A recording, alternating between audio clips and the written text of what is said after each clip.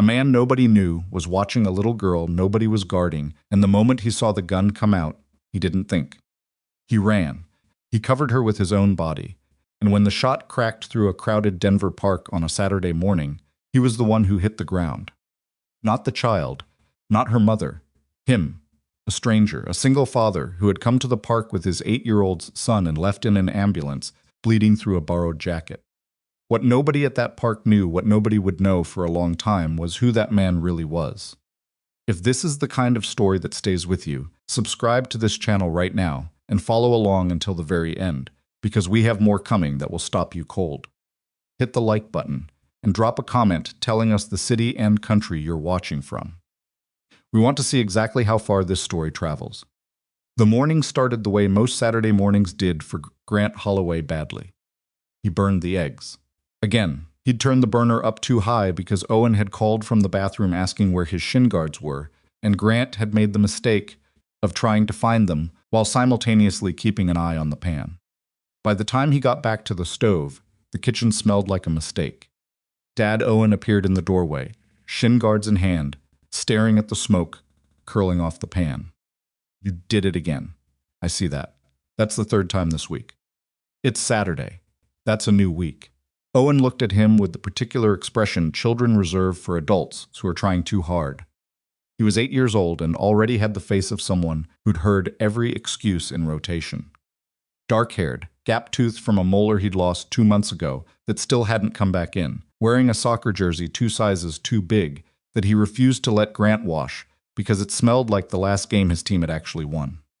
"Can we get breakfast somewhere?" Owen asked. "We have food here." "We have burned eggs here." Grant scraped the pan into the trash without arguing.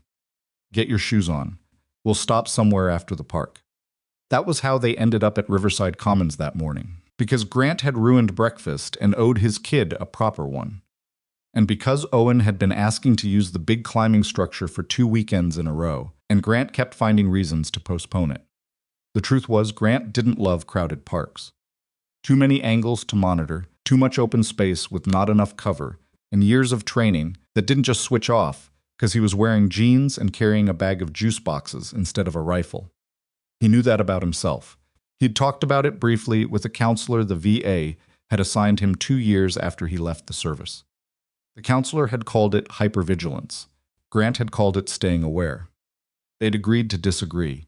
He found a bench on the northeast edge of the play area, where he could see most of the park, the main entrance, the climbing structure, the open grass to the south, where a group of older kids were kicking a ball around. Owen dropped his backpack at Grant's feet and ran toward the climbing structure without looking back. That was fine. That was what kids were supposed to do. Grant stretched his legs out, let his coffee cool in his hand, and watched the park the way he always watched things, not anxiously, just steadily. It was habit. He couldn't turn it off any more than he could turn off his height, or the scar that ran along his left forearm from a training incident in Virginia Beach that he didn't think about if he could help it. He noticed the woman first because she was pacing. She was standing near the edge of the climbing structure, maybe 20 feet from the base, with her back partially turned to the playground. Dark coat, over what looked like business clothes on a Saturday, which was strange enough. Phone pressed hard against her ear. Her free hand kept moving, touching her collar, pushing hair back, touching her collar again. Whatever the call was about, it had her full attention in the worst possible way. She wasn't relaxed. She was managing something. The child near the base of the climbing structure was hers. Grant had already clocked the connection the way the woman had glanced over twice in the first 3 minutes, not warmly but reflexively, the way you check on something you're responsible for. The little girl was maybe 5 or 6, wearing a yellow jacket and rubber boots with frogs on them, crouching near the wood chip border at the foot of the climbing structure and doing something with a stick. She was right at the edge of the play area, just inside the boundary.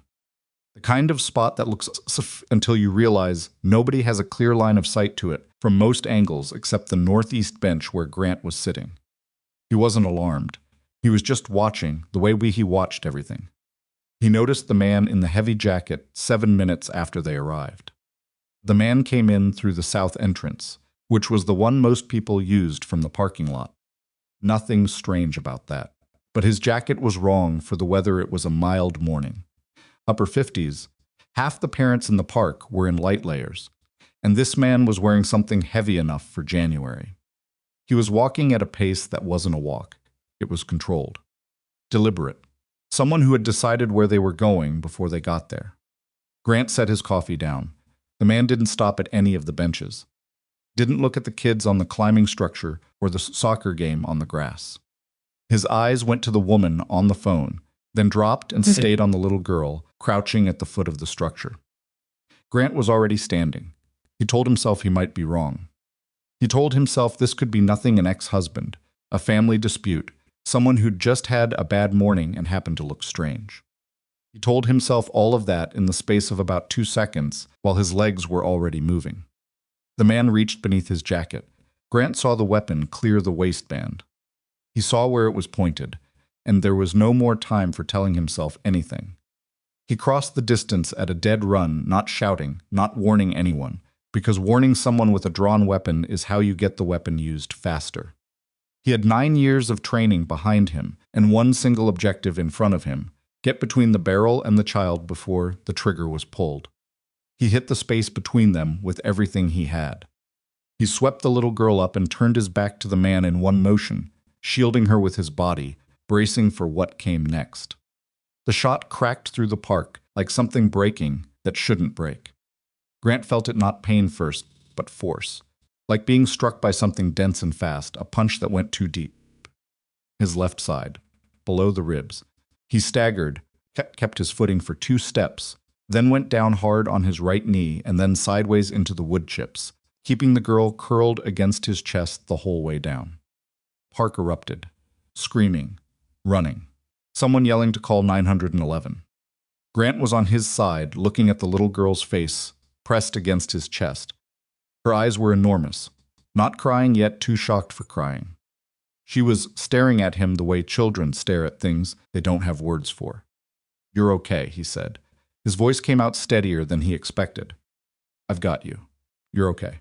He could hear Owen screaming somewhere behind him, calling his name, and that was the thing that actually cut through not the pain, not the blood soaking through his shirt into the wood chips, but the sound of his kid's voice doing something it almost never did. There were hands on him within seconds, a woman pressing down on his side, someone else pulling the little girl gently away and wrapping her in something, a man kneeling close and saying something Grant was having trouble tracking. He turned his head and found Owen standing 6 feet away, both hands covering his mouth, tears running down his face. "Hey, Grant," said Owen, "look at me." Owen looked at him. "I'm okay," Grant said. "I'm not okay, but I'm going to be okay. You understand the difference?" Owen shook his head, which was honest. "There's a difference," Grant said. "Trust me on that one." He felt the ground tipping slightly. He stopped trying to fight it. The shooter was caught 3 blocks away. He'd made it to a side street before a patrol car cut him off. Came out later, much later, that he'd walked when he saw Grant coming, hadn't been prepared for someone moving that fast across open ground, had fired the shot without fully acquiring his original target. His original target had been the little girl in the yellow jacket. Grant didn't know any of that yet. What he knew, in the back of the ambulance, with a paramedic doing things to his left side that he tried not to think about, was that his son was riding beside him with his face still red from crying, holding Grant's right hand with both of his own and not saying anything at all. Owen wasn't much of a talker when things were bad. He got that from Grant. "Your shin guards are still at the bench," Grant said. Owen stared at him, just saying, "We should go back for those." "Dad." Owen's voice cracked in the middle of the word. "Please stop." Grant stopped. He lay back and looked at the ceiling of the ambulance and let the paramedic work and tried to breathe in a way that didn't catch. He'd caught a round before Gray's left shoulder, the Kandahar province, 2014, a situation he wasn't allowed to discuss in any detail. He knew the difference between a wound that ended things and a wound that didn't, and this one, as far as he could tell, was the latter. It hurt in a way that lived in the background rather than at the front, which was usually a reasonable sign. But he also knew he'd gotten lucky. The angle had been different by 3 inches, and the conversation changed entirely. He didn't let himself think about that too long. The hospital in those first hours was a particular kind of chaos that Grant had learned, over his lifetime, to move through without adding to. He answered questions when they were asked. He signed what they put in front of him. He told the nurse that Owen was his son and his emergency contact, and that Owen could stay in the room as long as Owen wanted to. And Owen sat in the corner chair and did not move for 4 hours straight except once to use the bathroom and once to eat half a granola bar that someone had found for him. Took Grant into surgery in the early afternoon. The bullet had passed through and done damage to muscle tissue in a way that needed cleaning out and closing, but had managed to miss everything that truly mattered by margins the surgeon described as fortunate without elaborating further, which was fine with Grant. When he came out of surgery and back to something resembling coherence, there was a woman sitting in the other chair. Not Owen's chair. Owen was asleep, finally curled sideways in the corner, with his jacket pulled over him. The other chair, the one that had been empty all morning. She was 30, maybe a year either side of that. Dark hair pulled back in a way that suggested she'd meant to do something more careful with it and run out of time. She was still wearing the business clothes from the park, and her dark coat was folded over the arm of the chair, and she was holding a paper cup of coffee she didn't appear to be drinking. She looked like someone who had been crying, and then made a very deliberate decision to stop.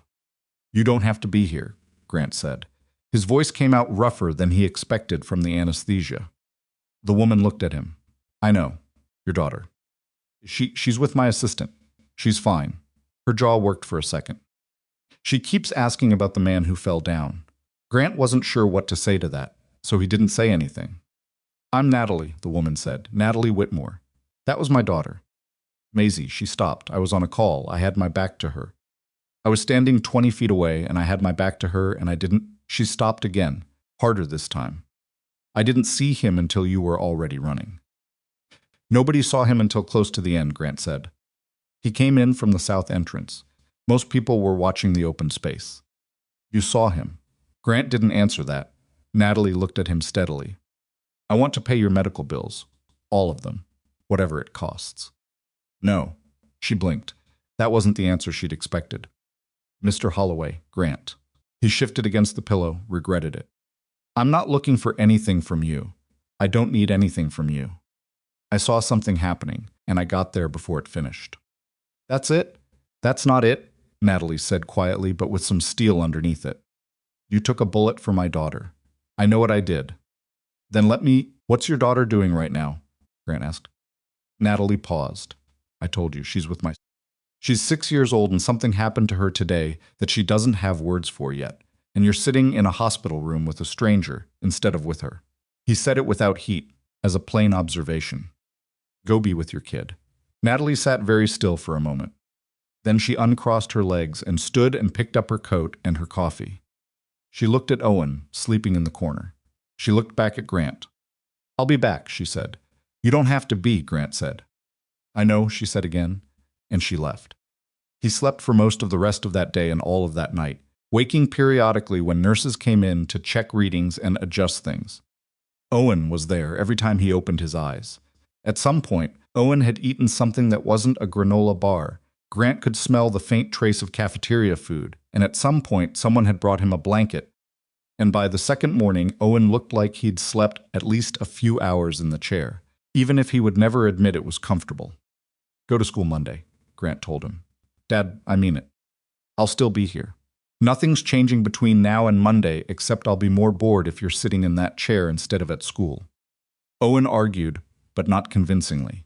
He had his mother's way of arguing. He put his whole self into it, and then, when the answer was clearly not going to change, he folded with dignity and acted like he'd chosen to agree all along. It had driven Grant half crazy for years, and he loved it completely. Natalie came back Sunday. She came back Monday. She came back Tuesday with Maisie, who stood in the doorway of Grant's room and stared at him with the focused curiosity of someone conducting an inspection. "You have a lot of tubes," Maisie said. "Yeah," Grant said. "Does it hurt?" "Some." Maisie considered this. "My mom says you're very brave." "Your mom's being generous." Maisie walked the rest of the way into the room and climbed, without asking, into the visitor chair and sat with her hands folded in her lap and her frog boots dangling. She studied him the way children study things they've decided belong to them now. I remember your eyes, she said. Grant looked at her. When you fell down, Maisie said. You looked at me. I remember. Grant didn't have anything to say to that. He just looked back at her. In the hall behind her, Natalie Whitmore stood with her arms crossed and her eyes too bright, watching her daughter sit next to the man who'd taken a bullet meant for her, and she did not look like someone who was going to be easy to send away. Grant had spent 9 years learning how to read a situation fast. He had a feeling this one was only just beginning. Grant left the hospital on a Thursday, 11 days after the shooting. He left the way he did most things, without making a production of it. Signed the discharge paperwork, listened to the nurse go through the wound care instructions twice, because she seemed to feel strongly about it, and then sat in the wheelchair they insisted on, while an orderly pushed him to the front entrance, which was hospital policy, and something Grant accepted without comment, even though every part of him wanted to walk out on his own legs. Owen was waiting at the curb with Grant's truck, sitting in the passenger seat because he was 8 and couldn't drive, but had apparently decided that sitting in the passenger seat while the engine ran was close enough to being helpful. When Grant got in and shut the door, Owen looked at him carefully, running the same inspection he'd been running every day since the park. You look better, Owen said. I feel better. You're moving like it hurts. It hurts, Grant admitted. Better and painless aren't the same thing. Owen nodded like this confirmed something he'd already known.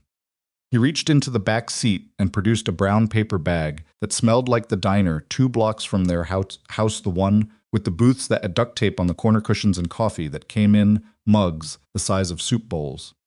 I got you the eggs, Owen said. The real kind, not the burned kind.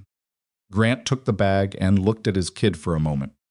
Owen was staring out the windshield with the studied nonchalance of someone trying very hard not to seem like they'd been worried for 11 days straight. Thank you, Grant said. It's just eggs. I know. Grant pulled out of the hospital parking lot and drove them home, eating cold diner eggs at a red light while Owen changed the radio station 3 times without settling on anything. The house felt smaller after 11 days away. It always did. Grant had noticed this after deployments too, the way familiar spaces shrank while you were gone, and then slowly expanded back to their normal size over a few days of being inside them again. He walked through the kitchen and the front room and stood at the door of Owen's bedroom long enough to confirm that it was exactly as disordered as he'd left it, which was somehow reassuring. He slept most of that first day. The second day, he sat on the back porch in the late afternoon and drank coffee and watched the neighbor's dog dig a methodical hole in the fence line and felt the particular exhaustion that comes not from doing too much, but from having had something significant happen to you and being required to just wait while your body processed it. Natalie called that evening. He'd given her his number at the hospital she'd asked, and refusing had seemed unreasonable given the circumstances. She'd called twice during the hospital stay to check on him, brief and practical calls that didn't ask for anything and didn't overextend. He'd found he didn't mind them. How's the first day home, she asked. Quiet. Good quiet or bad quiet? Just quiet. Shifted in his chair and looked at the dog, who had given up on the hole and was now lying in it. Owen's at a friend's place. I told him to go. He's been sitting in a chair for 11 days. He wouldn't leave, Natalie said, even when I offered to stay so he could go home and sleep in his own bed. He said you'd want to see him when you woke up. Grant didn't say anything for a moment. Maisie keeps asking when she can visit, Natalie said. I keep telling her you need rest. She keeps telling me that you can rest while she visits. She's not wrong about that. She's 6. She's not wrong on most things.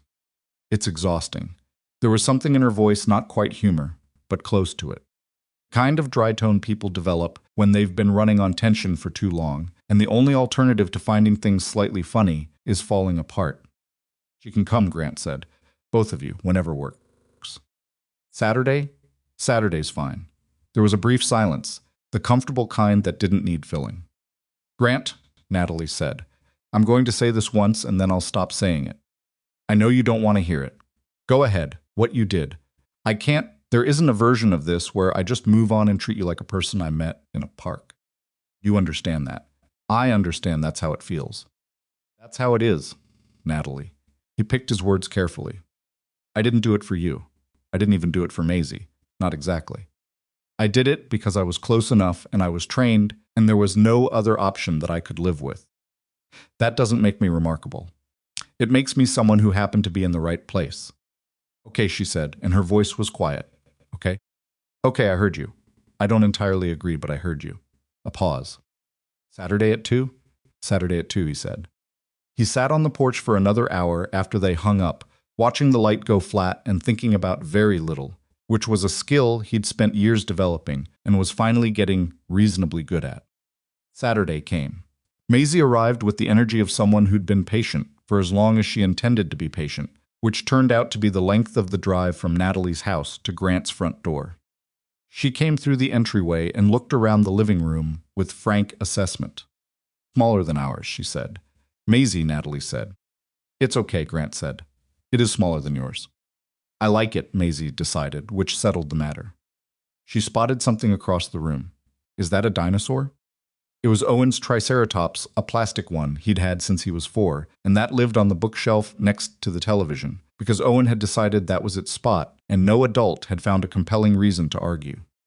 Owen appeared from the hallway, took in the situation, and looked at Maisie with the cautious assessment of an 8-year-old evaluating an unknown quantity. That's mine, Owen said. I know, Maisie said. I'm not going to take it. I'm just looking. She looked at it for another second. Triceratops is the best one. Owen's expression shifted very slightly. Most people say T-Rex. Most people are wrong, Maisie said. Whatever Owen had expected, it wasn't that. He glanced at his father with an expression Grant couldn't quite read, and then back at Maisie, and then he said, I have more in my room, in the resigned tone of someone who has just decided to stop being suspicious. They disappeared down the hall.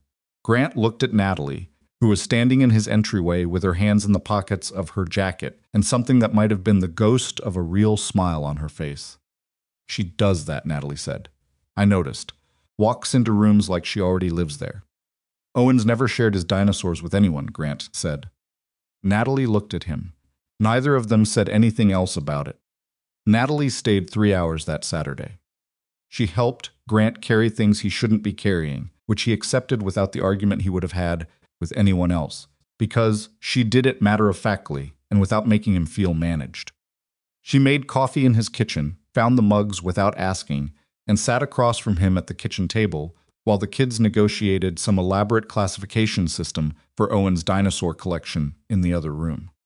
They talked about small things at first, the neighborhood, the drive over, Owen's school, and then, gradually, about larger things, not in a way that felt like confession or oversharing, but in the way that happens when two people are tired enough to stop performing.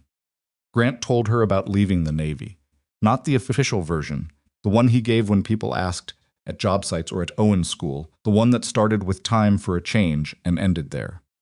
He told her the real version that his wife, Dana, had been sick while he was on the last deployment, sicker than she'd let on in her letters, and that she had died 6 weeks after he came home, and that he had spent approximately 4 months after that being a person he wasn't proud of, and that Owen had pulled him out of it in the simple way children do, by needing him, by being in the next room, by existing. Natalie listened without trying to make it better, or offer a perspective he hadn't asked for. I'm sorry, she said when he'd finished, plainly, without dressing it up. It was 5 years ago, he said. That doesn't mean I can't be sorry. He nodded. She told him about Preston. Not all of it, some of it she seemed to be choosing as she went, deciding what to say and what to hold back, which he understood because he'd done the same thing. She told him they'd been married for 4 years, that Maisie was 2 when it ended, that the divorce had been complicated in ways that the word complicated couldn't fully capture. She said Preston was someone who needed to own things, and that she had made the mistake of being someone he'd decided he owned, and that it had taken her too long to recognize the difference between love and possession. Where is he now? Grant asked. Something moved across Natalie's face. That's a longer conversation, she said. Okay. She looked at her coffee cup. He's been making things difficult.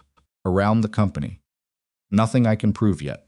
She said it carefully, choosing the words, and Grant had the impression she was being precise in a way that suggested she'd been thinking about it for a long time.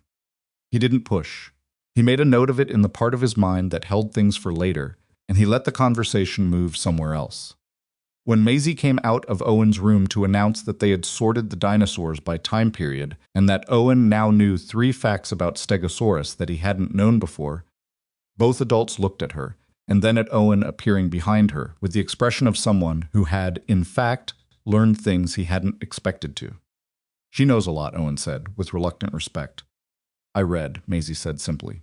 Natalie gathered her daughter and her coat at the door, and there was a moment brief, unremarkable, the kind of moment that doesn't announce itself, where Maisie reached up and took Grant's hand and said, "Okay, bye," with the finality of someone who had made a decision and was comfortable with it. Grant looked down at the small hand, holding his, and felt something shift in his chest that he couldn't have named if someone had asked him to. "Bye, Maisie," he said. The job offer came 3 weeks after he was cleared to go back to work. Grant had gone back to the construction site Kellner Building Group, the company he'd worked for since leaving the military the same week his doctor signed off. He'd been doing facilities oversight, project management, subcontractor coordination.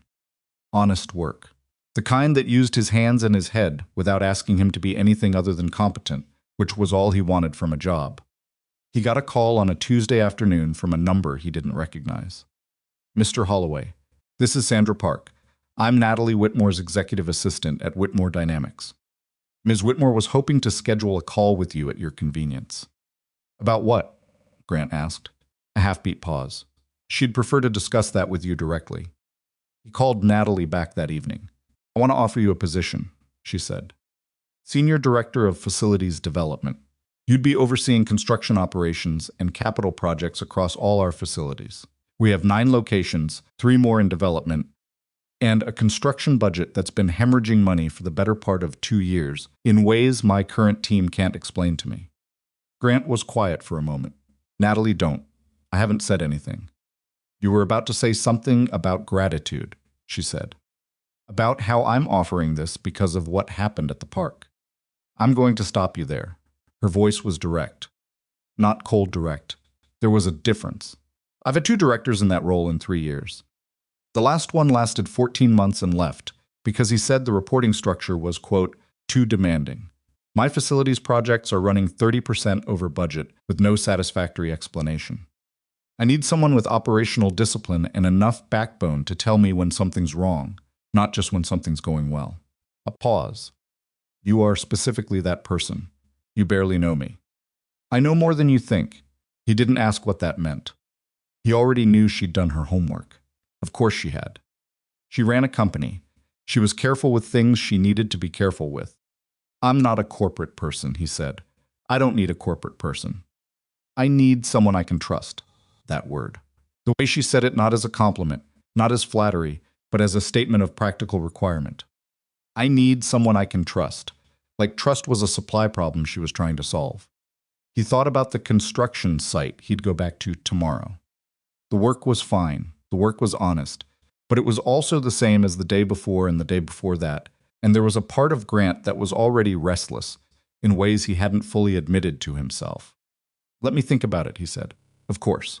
A pause. "I sent the compensation package to your email." He looked at his phone.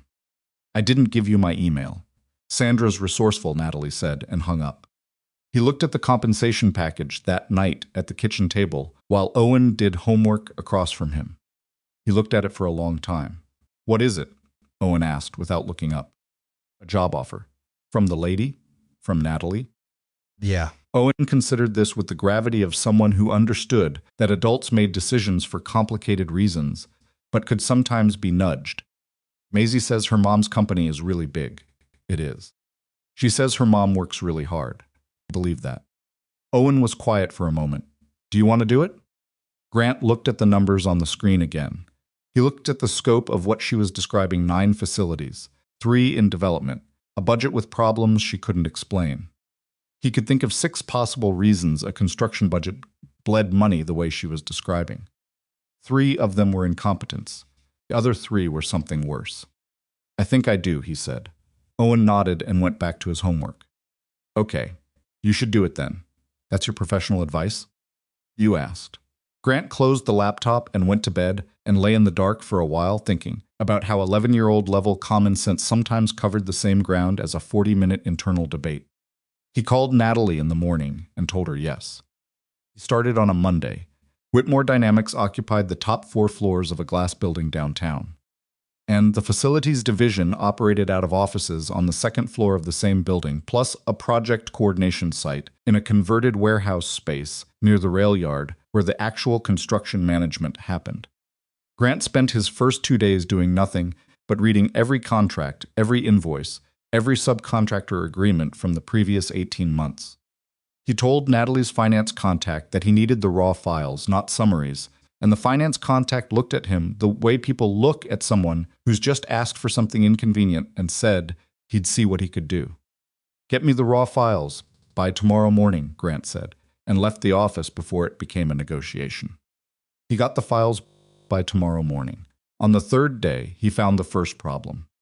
It was in the invoicing records for a subcontractor called Meridian Site Services, a landscaping and groundworks vendor that had been billing the company quarterly for work across 6 facilities. The billing amounts were consistent. The paperwork was complete. The vendor had a registered business address and a website.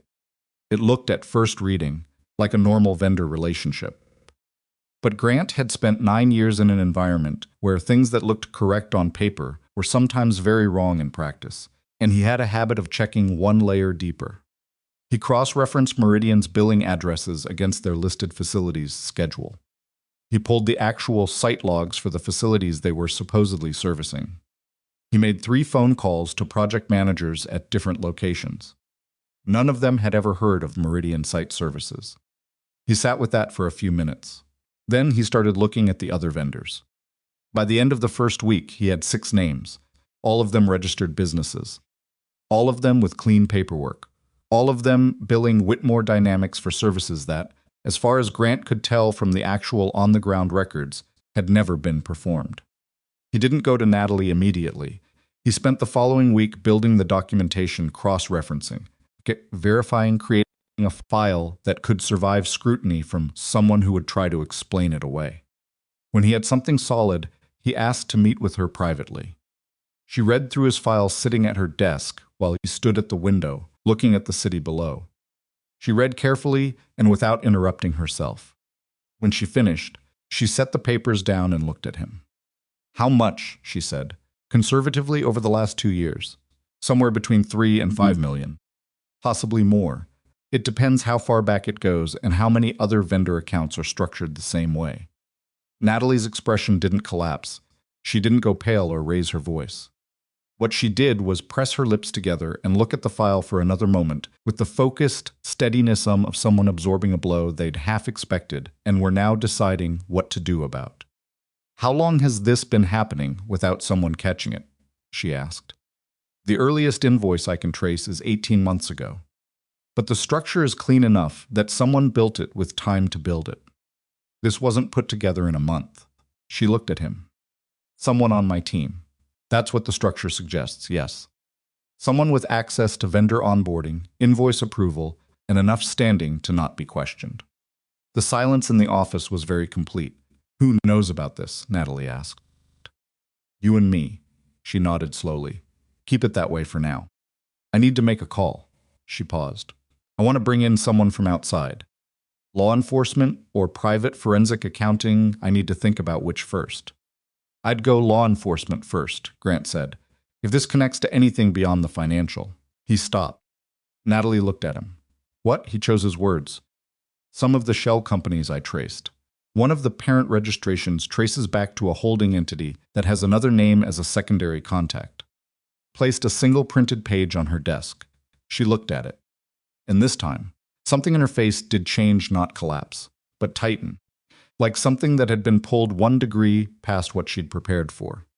The name on the page was Preston Whitmore. She sat back in her chair and said nothing for almost a full minute. "He's been doing this the whole time," she said, not as a question. "I can't prove how far his involvement goes yet, but that connection is there." Natalie Whitmore looked at the document on her desk with the particular expression of someone who has discovered that a thing they feared was real. Not surprised, exactly, but carrying the specific weight of being right about something they had desperately hoped they were wrong about. "Okay," she said finally. Leave this with me tonight. Come back tomorrow morning. Grant nodded and picked up his jacket. Grant. Her voice stopped him at the door. He turned. She was looking at him, and whatever she was feeling was visible for just a moment before she put it somewhere else. Thank you. For doing it right. For not going around me. It's your company, he said. A lot of people forget that. He left her office and walked back down to the second floor and sat at his desk in the facilities coordination room, with the hum of the building around him, thinking about the look on Natalie's face when she'd seen Preston's name on that document. It was the look of someone who had already survived one version of that man and was now discovering the damage wasn't finished. He pulled up the next vendor file on his computer and kept working.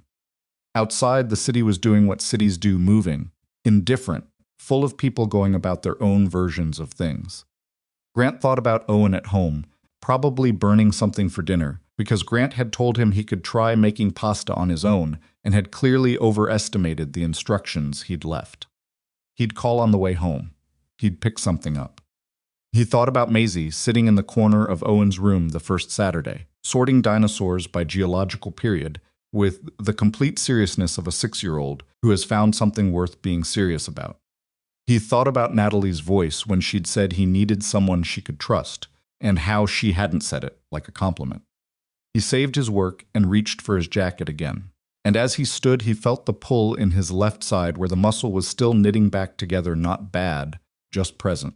A reminder that had no intention of going away quickly. Then his phone buzzed, a news alert, a brief one. 3 paragraphs. The man who had shot Grant in Riverside Commons Park 6 weeks earlier, the man who had been arrested 3 blocks from the scene, had been formally charged. Charges were more extensive than Grant had expected. Attempted murder, conspiracy. He had not, according to the charging documents, acted alone. He had been hired. Grant read the 3 paragraphs twice. Then he put his phone in his pocket and stood very still for a moment in the empty coordination room, with the fluorescent lights humming above him and the city going dark outside the windows. And he thought about a little girl in a yellow jacket crouching at the foot of a climbing structure. Hired to kill a 6-year-old. He thought about the name on the document he'd left on Natalie's desk 20 minutes ago. He thought about a holding entity with a secondary contact. He reached back into his pocket and called Natalie. Picked up on the second ring. Did you see the news, he said. A long pause. Yes, she said. Her voice was very careful. Grant, there's something I haven't told you. Something I should have told you before you took this job. Another pause. Can you come back up? He was already walking toward the elevator. I'm on my way, he said. He rode the elevator back up in silence. The building was mostly empty, by then it was past 7s, and the floors had that particular after-hours quality where the lighting felt different and your own footsteps sounded too loud. Grant walked back through the glass doors of the executive floor and down the hall to Natalie's office, where the door was open, and she was standing at the window with her back to him, looking at the city the way people look at things when they're not really seeing them. She heard him come in and turned around. She'd been holding it together. That was the right phrase for what Grant saw the physical effort of it. The slight tension across her jaw and shoulders that wasn't anger, but something adjacent to it. The controlled breathing of someone who had decided a long time ago that falling apart in front of other people was not something she would allow herself to do. Sit down, she said. I'm fine standing. I know you are. She moved away from the window and sat behind her desk, which seemed to help her. Some people needed the structure of furniture when they were about to say hard things. What I'm going to tell you, I should have said it before you took this job. That's on me. Grant waited. Natalie folded her hands on the desk. Not neatly. One thumb was pressing hard against the back of the other hand, a small betrayal of what was happening underneath the composure. When Maisie was born, she began, Preston and I were still married, technically, but we'd been finished for a year. Maybe longer. He stayed because of the company, because Whitmore Dynamics had my name on it, but he'd attached himself to it thoroughly enough that leaving would have meant losing access to everything he'd spent years positioning himself around. She paused. The divorce was a fight. Everything was a fight. But the thing that mattered most to him ultimately wasn't the money. Control. Preston needs to be the person who decides. Who owns? Who has the final word? Taking the company away from him even though it was never his, Not really, it broke something in him. The estate plan, Grant said. Maisie. Natalie nodded. My attorney structured it so that my controlling interest passes to Maisie if anything happens to me. Preston has no claim. He never had a legal claim, but that structure, with Maisie inheriting, means he can never get to the company through me. Not through courts, not through manipulation, not through anything. She looked at Grant steadily. Unless Maisie isn't there to inherit. The office was quiet enough that Grant could hear the ventilation system cycling. And if Maisie is gone, he said, and then something happens to you, then the estate becomes contested. His attorneys have been circling that possibility for 2 years. He has a strategy built around it. I've seen the outlines of it through discovery on a separate civil matter. She stopped. I didn't believe he would actually. I thought he was aggressive and vindictive and obsessed with winning, but I didn't think he would move against a child. His own daughter. Her voice stayed level, but something behind her eyes wasn't level at all. I was wrong about that. Grant sat down. He sat with it for a moment, the full shape of it, how it connected, what the park had actually been. Not a random act, a calculated one. Someone had looked at a 6-year-old girl and decided she was an obstacle. The shooter was hired, he said. Yes. The fraud in the construction accounts, that's Preston's money moving through your company. Most likely. My attorney believes he's been using the shell companies to fund his legal campaign and keep cash untraceable. She pressed her hands flat on the desk. And someone inside this company has been helping him do it. Someone with access. Someone who knew the vendor structures well enough to exploit them. She looked at him. Someone I've trusted. Do you have a name? She hesitated. For the first time in the conversation, she hesitated. I have a suspicion, she said carefully. I don't have proof. And I need proof before I say it out loud, because if I'm wrong, I've destroyed someone's career and reputation, and if I'm right, saying it too early warns him. Grant understood that. He'd operated in enough environments where saying the wrong thing at the wrong time turned a winnable situation into a disaster. Then we get proof, he said. Natalie looked at him across the desk. I need to ask you something. Go ahead. You took a bullet meant for my daughter in a park. You've been here 2 weeks, and you've already found what my internal team missed for 18 months. You came back up here tonight when you didn't have to. She paused. Why are you still in this? You could walk away right now with a clean conscience, and nobody would say a word against you. It was a fair question. He'd asked himself a version of it on the elevator. Your daughter is 6 years old, he said. Someone tried to have her killed. That person is still out there. He met her eyes. I don't walk away from that. Natalie held his gaze for a moment, then looked down at her desk. Okay, she said quietly. Tell me about the person you suspect, he said. Not the name. Tell me what access they'd need to have built this. And she did. His name was Warren Pike, though Grant didn't learn that for another 3 weeks. Came to it the same way he'd come to everything else in the investigation, methodically, without rushing, following the money one layer at a time, the way you follow a wire from a detonator back to the charge. He worked with a forensic accountant Natalie brought in from outside, a careful woman named Dr.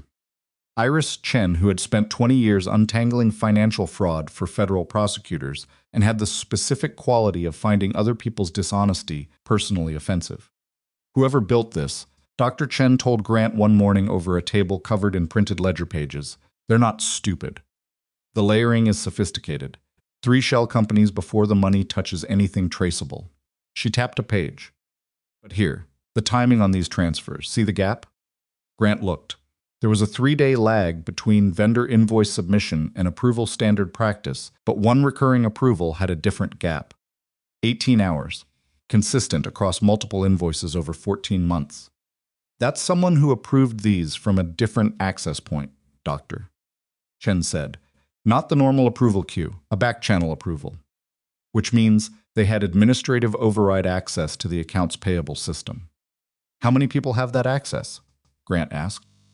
According to IT4, the CFO, 2 finance directors, and the CFO's executive assistant. Grant looked at the page. Warren Pike was Natalie's CFO. He had been with the company for 11 years. He had been at Maisie's 5th birthday party. Natalie had described him, in an unguarded moment, as the person at the company she'd trusted most consistently, the one who'd stayed through the divorce, through the hostile restructuring Preston had attempted, through 3 difficult quarters when the company almost didn't survive. Which meant either Warren was completely clean, or he was the most damaging kind of traitor, the kind you'd never suspected because you'd had no reason to. Grant brought the access point analysis to Natalie on a Friday evening when the floor was empty. She read it. Then she sat back and closed her eyes for 10 seconds, which was the most visible thing he'd seen her allow herself in weeks. "It's Warren," she said. "The evidence points that way." "We're not there yet, but it's pointing." She opened her eyes. He was at Maisie's birthday. Her voice was flat. Carried her on his shoulders because she wanted to see over the fence at the neighbor's garden. Grant didn't say anything. "I trusted him with everything," she said. "Budget projections, board presentations, the restructuring plan. He knew everything about the estate plan. He knew about the custody arrangement." She stopped. "He knew where Maisie would be on Saturday mornings." The sentence landed in the room and stayed there. Grant had considered it. He'd considered it and not said it, because there was a difference between a logical inference and a certainty, and he hadn't wanted to put that weight on her before it was necessary. But now it was necessary. Preston needed someone who knew Maisie's schedule, Grant said. Who knew enough about your personal life to time an operation. Natalie stood up and walked to the window. She stood there for a long time. "How do we get proof?" she said. "Detective Marquez is building the criminal case from the shooter back up the chain. If Warren is the connection to Preston, she'll get there. That takes time." He paused. "We can speed it up from our end by creating a documentation trail that's harder to deny: the access point analysis, the transfer timing, the shell company registrations. Enough for forensic accounting to bring to law enforcement as a package." "How long?" 2 more weeks, maybe 3. She nodded, still facing the window. "Natalie." He waited until she turned. "I need you to act normally with Warren. Nothing changes on the surface. No distance, no cold shoulder, nothing he could read." She looked at him with an expression that was tired and precise at the same time. "I'm aware," she said. "I've been acting normally with Preston for 6 years while knowing what he was. I know how to do this." He believed her. The threats started on a Tuesday. Grant arrived at a construction site in Aurora, a new Whitmore Dynamics facility in development, a 70,000 square foot project that had been running 3 weeks behind schedule when he took the job and found the site foreman, competent guy named Dwight, waiting by the gate with a look on his face that Grant had learned to read. Something had gone wrong, and it wasn't the normal kind of wrong. "Someone cut the anchor bolts on the north framing section," Dwight said. 4 of them, clean cuts, not wear. This was intentional. Grant walked the section. He took photographs.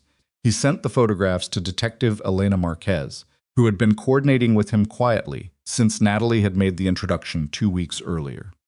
Marquez was good careful with what she said, efficient with follow-up, and the type of investigator who didn't need to be the most important person in the room. Grant liked her. The next incident was a week later. Concrete subcontractor on a different project called Grant directly to say that 2 of his workers had been approached in a parking lot and told not threatened, not exactly. Told that it would be better for them if they stopped answering questions about the Whitmore accounts. The worker who called was rattled. Grant thanked him, told him to document everything the workers remembered, and passed it to Marquez. Then someone photographed Natalie's car. They found the photos on an anonymous email account, a message sent to Natalie's personal address, no text, just 3 photographs of her car in the parking structure below the building. Different days, different times. The message was plain: "We know where you are." Natalie forwarded the email to Grant without comment. He forwarded it to Marquez. The message outside his house came on a Thursday night. He found it the next morning, a piece of paper tucked under the windshield wiper of his truck, folded once. He unfolded it in the driveway in the early light and read it standing next to his truck in yesterday's jeans because he'd come straight out when he'd seen it from the kitchen window. "Walk away. You already paid once." He stood with the paper for a moment. Then he looked up at the house at Owen's bedroom window, where the curtain was the way it always was, undisturbed. They knew where Owen lived. He put the paper in a Ziploc bag from the kitchen drawer, photographed it, and texted the photograph to Marquez before he went back inside to make breakfast. He didn't tell Owen. He made the eggs without burning them for once and sat across from his son at the kitchen table and talked about Owen's science project and whether the Denver Broncos had any reasonable chance at a winning season, which was a debate they'd been having since September. But while they talked, Grant was thinking about angles and access points, and what it meant that someone had put a note on his truck and not come to the door. It meant they wanted him afraid, not injured. Not yet. It meant the situation hadn't reached the point where they'd decided he was worth the escalation. That window would close. He called Marquez from the site that morning. "The note is a message," Marquez said. "They're watching you, and they want you to know it. Is your son in a situation where you can change his routine without alarming him? I can adjust some things. He's at school most of the day. Adjust what you can. Don't make it obvious." And a brief pause. "We're close. The forensic package from Dr. Chen is almost complete. Once we have it, things move fast. Hang in." He hung in. Preston called on a Wednesday afternoon. Grant was in the coordination room, going over structural drawings, when his personal cell rang a number he didn't recognize, a Denver area code, and something about it made him answer instead of letting it go to voicemail. "Mr. Holloway." The voice was smooth in the way that practiced voices are smooth, polished, controlled, but with something underneath that the polish didn't quite cover. "My name is Preston Whitmore. I believe you've been spending quite a bit of time with my former family." Grant leaned back in his chair. He reached into his desk drawer for his recorder, a small digital unit he'd started keeping there 3 weeks ago, and hit record without looking at it. "What can I do for you, Mr. Whitmore? I think the more relevant question is what I can do for you." A pause, calibrated for effect. "You're a working man, single father. Modest savings, I'd imagine, given the salary history. I've done my homework. You've had a difficult few years. Lost your wife, left the military, taking construction jobs to keep the lights on." Another pause. "I respect that, genuinely. But you're in the middle of something that has nothing to do with you, and that's a dangerous place for a man with a child." Grant said nothing. "I'm prepared to make you a very significant offer," Preston continued. "Enough to relocate comfortably. Enough to give your son a different school, a better situation. You walk away from Natalie's company, you stop talking to that detective, you take your boy somewhere quiet, and this chapter closes for you cleanly. A beat. You've already taken one bullet for a situation that isn't yours. That should be enough." "How much?" Grant said. A brief pause, satisfaction at having gotten a response that sounded like engagement. $500,000. Wired to an account of your choosing within 24 hours of your resignation. "And if I say no?" The smoothness in Preston's voice shifted not dramatically, not to shouting, but to something quieter and more deliberate, which was worse. "Then the next conversation won't be between you and me. It'll be between your boy and the kind of people I employ when I've decided a problem needs to be solved rather than discussed." A pause. "I think you know the kind of people I mean. You've been one of them." Grant kept his voice completely even. "I hear you." "Good. Take 24 hours. Think about your son." "I'll be in touch," Grant said, and ended the call. He sat in the empty coordination room and breathed in through his nose and out through his mouth twice, which was a technique that had nothing to do with relaxation and everything to do with not making a decision in the 10 seconds immediately following the kind of call where someone threatens your child. Then he picked up the recorder and played the conversation back. Every word of it, clear as a courtroom. He called Marquez. "Tell me you recorded that," she said, after he'd summarized it. Every word. A sound on her end that might have been relief. "I need that file tonight. Can you get it to me tonight?" "I'll drive it over, Grant." Her voice was careful. "This is enough. Combined with the forensic package, this is what we needed. I'm briefing the DA tomorrow morning. This moves into an arrest phase." "How long?" "Days, not weeks." He told her he'd see her in an hour. Then he sat for another minute in the coordination room, thinking about $500,000 and what it was supposed to mean that he was the kind of person who had a price, that everyone had a price, that the right number erased the moral calculation. Preston had believed it. Maybe Preston believed it about everyone. Grant thought about Owen, asking, "Do you want to do it?" and accepting Grant's yes as a complete answer. No argument, no negotiation. He thought about the particular trust in that, the uncomplicated quality of it, and how it was the opposite of what Preston understood about people. Put the recorder in his jacket pocket and stood up and went to deliver the evidence. That same night, Warren Pike began talking. Grant learned this from Marquez the following morning. She called before 7, which told him everything about the pace at which things were moving. The DA made contact with Pike's attorney last night, she said. We've been building toward him from the financial end for days.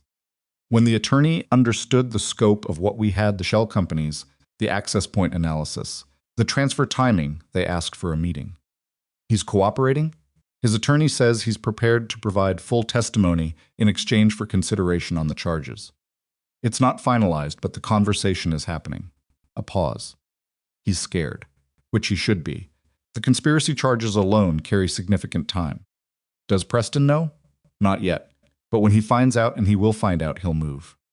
People like Preston don't wait to see how things develop. They run or they escalate, and based on everything we know about him, he's not a runner. Grant looked at the ceiling of his kitchen.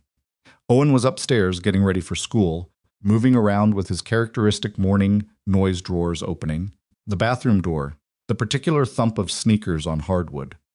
My son, Grant said. I know. I'm working on a protective arrangement for both Maisie's and Owen's starting tonight. There's a safe location we use for high-risk cases. I need Natalie's cooperation to move Maisie, and I need yours for Owen. You have mine. I'll call Natalie this morning. She'll cooperate, Grant said. She'll hate it, but she'll cooperate. He was right about that. He knew, because he knew Natalie well enough by now to understand the precise way she was stubborn, not recklessly, not out of pride alone, but with the calculation of someone who knew which fights to have and which to let go. Keeping Maisie safe was not a fight. It was the only thing that mattered. Owen came downstairs with his backpack and his soccer jersey, the one that still hadn't been washed, and looked at Grant standing at the kitchen counter with his phone and his untouched coffee. You're doing the thing, Owen said. What thing? The thing where you're thinking really hard, but your face goes completely flat. He dropped into his chair and poured cereal. My teacher does it before a test. I'm fine, Grant said. I know. Owen ate a spoonful of cereal. Is it the Natalie stuff? Grant looked at his son. He'd tried to keep most of it from Owen, the fraud, the investigation, the specifics of what was happening, because Owen was 8, and the weight of it wasn't his to carry. But Owen was also perceptive in the annoying, clarifying way that children who've been through hard things sometimes are, and he'd clearly assembled enough of the edges to understand the shape of it. It's getting to a point where things are going to happen fast, Grant said. Good things or bad things? Complicated things. I need you to do something for me without arguing about it. Owen put his spoon down. When Grant said something like that, Owen listened. It was one of the rules they had not written, not discussed, just mutually understood. There's a place I need you to stay for a few days, Granson said. A safe place. You'll have everything you need. I'll check in every day. Owen was quiet for a moment. Are you coming too? I'll be nearby, but I need to stay close to the situation. Because of Maisie? Grant looked at his kid. Because of Maisie and Natalie, Grant said. Owen picked up his spoon again. He ate another bite of cereal and looked at the table and did the quiet internal processing that he did when he was deciding whether to make something harder than it needed to be. Then he looked up. Okay, he said. Just okay. The same way he'd said it about the job, the same way he said yes to most of the things Grant asked of him that fell outside ordinary life with a clean, uncomplicated acceptance that Grant had never fully learned how to deserve. Thank you, Grant said. Owen shrugged and ate his cereal and didn't mention it again. The safe house was a property the Denver PD used for exactly this kind of situation, a rented house in a quiet residential neighborhood in Lakewood, 40 minutes from downtown, staffed with 2 plainclothes officers and stocked with enough food for a week. Grant drove Owen there that evening, helped him set up in his room, made sure he had his school things and his phone charger, and the dog-eared paperback he'd been reading for 2 months. Owen looked around the room. He looked at the officers in the kitchen through the open door. It's okay, Owen said to no one in particular. Grant stayed for an hour. He sat on the edge of Owen's bed, and they talked about the science project again, and whether pasta was difficult to make from scratch, and whether Triceratops had actually been a subgenus of another dinosaur, like one article Owen had read claimed, which Grant had no opinion on. Then he stood up and put on his jacket. Every day, Owen said. Every day, Grant said. He drove back toward the city through the dark, and the city lights came up in the distance the way they always did, and he drove into them thinking about Preston Whitmore and what Marquez had said about people who don't run. He got his answer faster than he expected. The call came from Natalie at 11:15 that night. A short call, her voice tight in a way it hadn't been even during the worst conversations in the office. Grant, there's a car outside. What kind of car? Black SUV, parked across the street. It's been there for 40 minutes. Are you inside? Yes. Maisie's asleep. The two officers are here. Don't go near the windows. He was already pulling his jacket back on. I'm on my way. You don't have to, Natalie, he said at once, flat and clear. I'm on my way. He got there in 22 minutes. He parked 2 blocks away and came in through the back of the block, moving through the neighbor's side yard with the specific unhurried care of someone who'd moved through worse terrain and worse conditions. Came around the front corner of the house and stopped in the shadow of the fence line and looked at the street. The SUV was there, and as Grant watched, the driver's door opened. Preston Whitmore stepped out. He was taller than Grant had expected from the photographs, well-dressed, the kind of man who wore money without appearing to try. Standing in the quiet street in front of Natalie's house, with the particular posture of someone who had decided something. 2 other men got out, one from the passenger side, one from the rear. Grant stepped out from the fence line and walked across the street and stopped directly between Preston and the front door. Preston looked at him.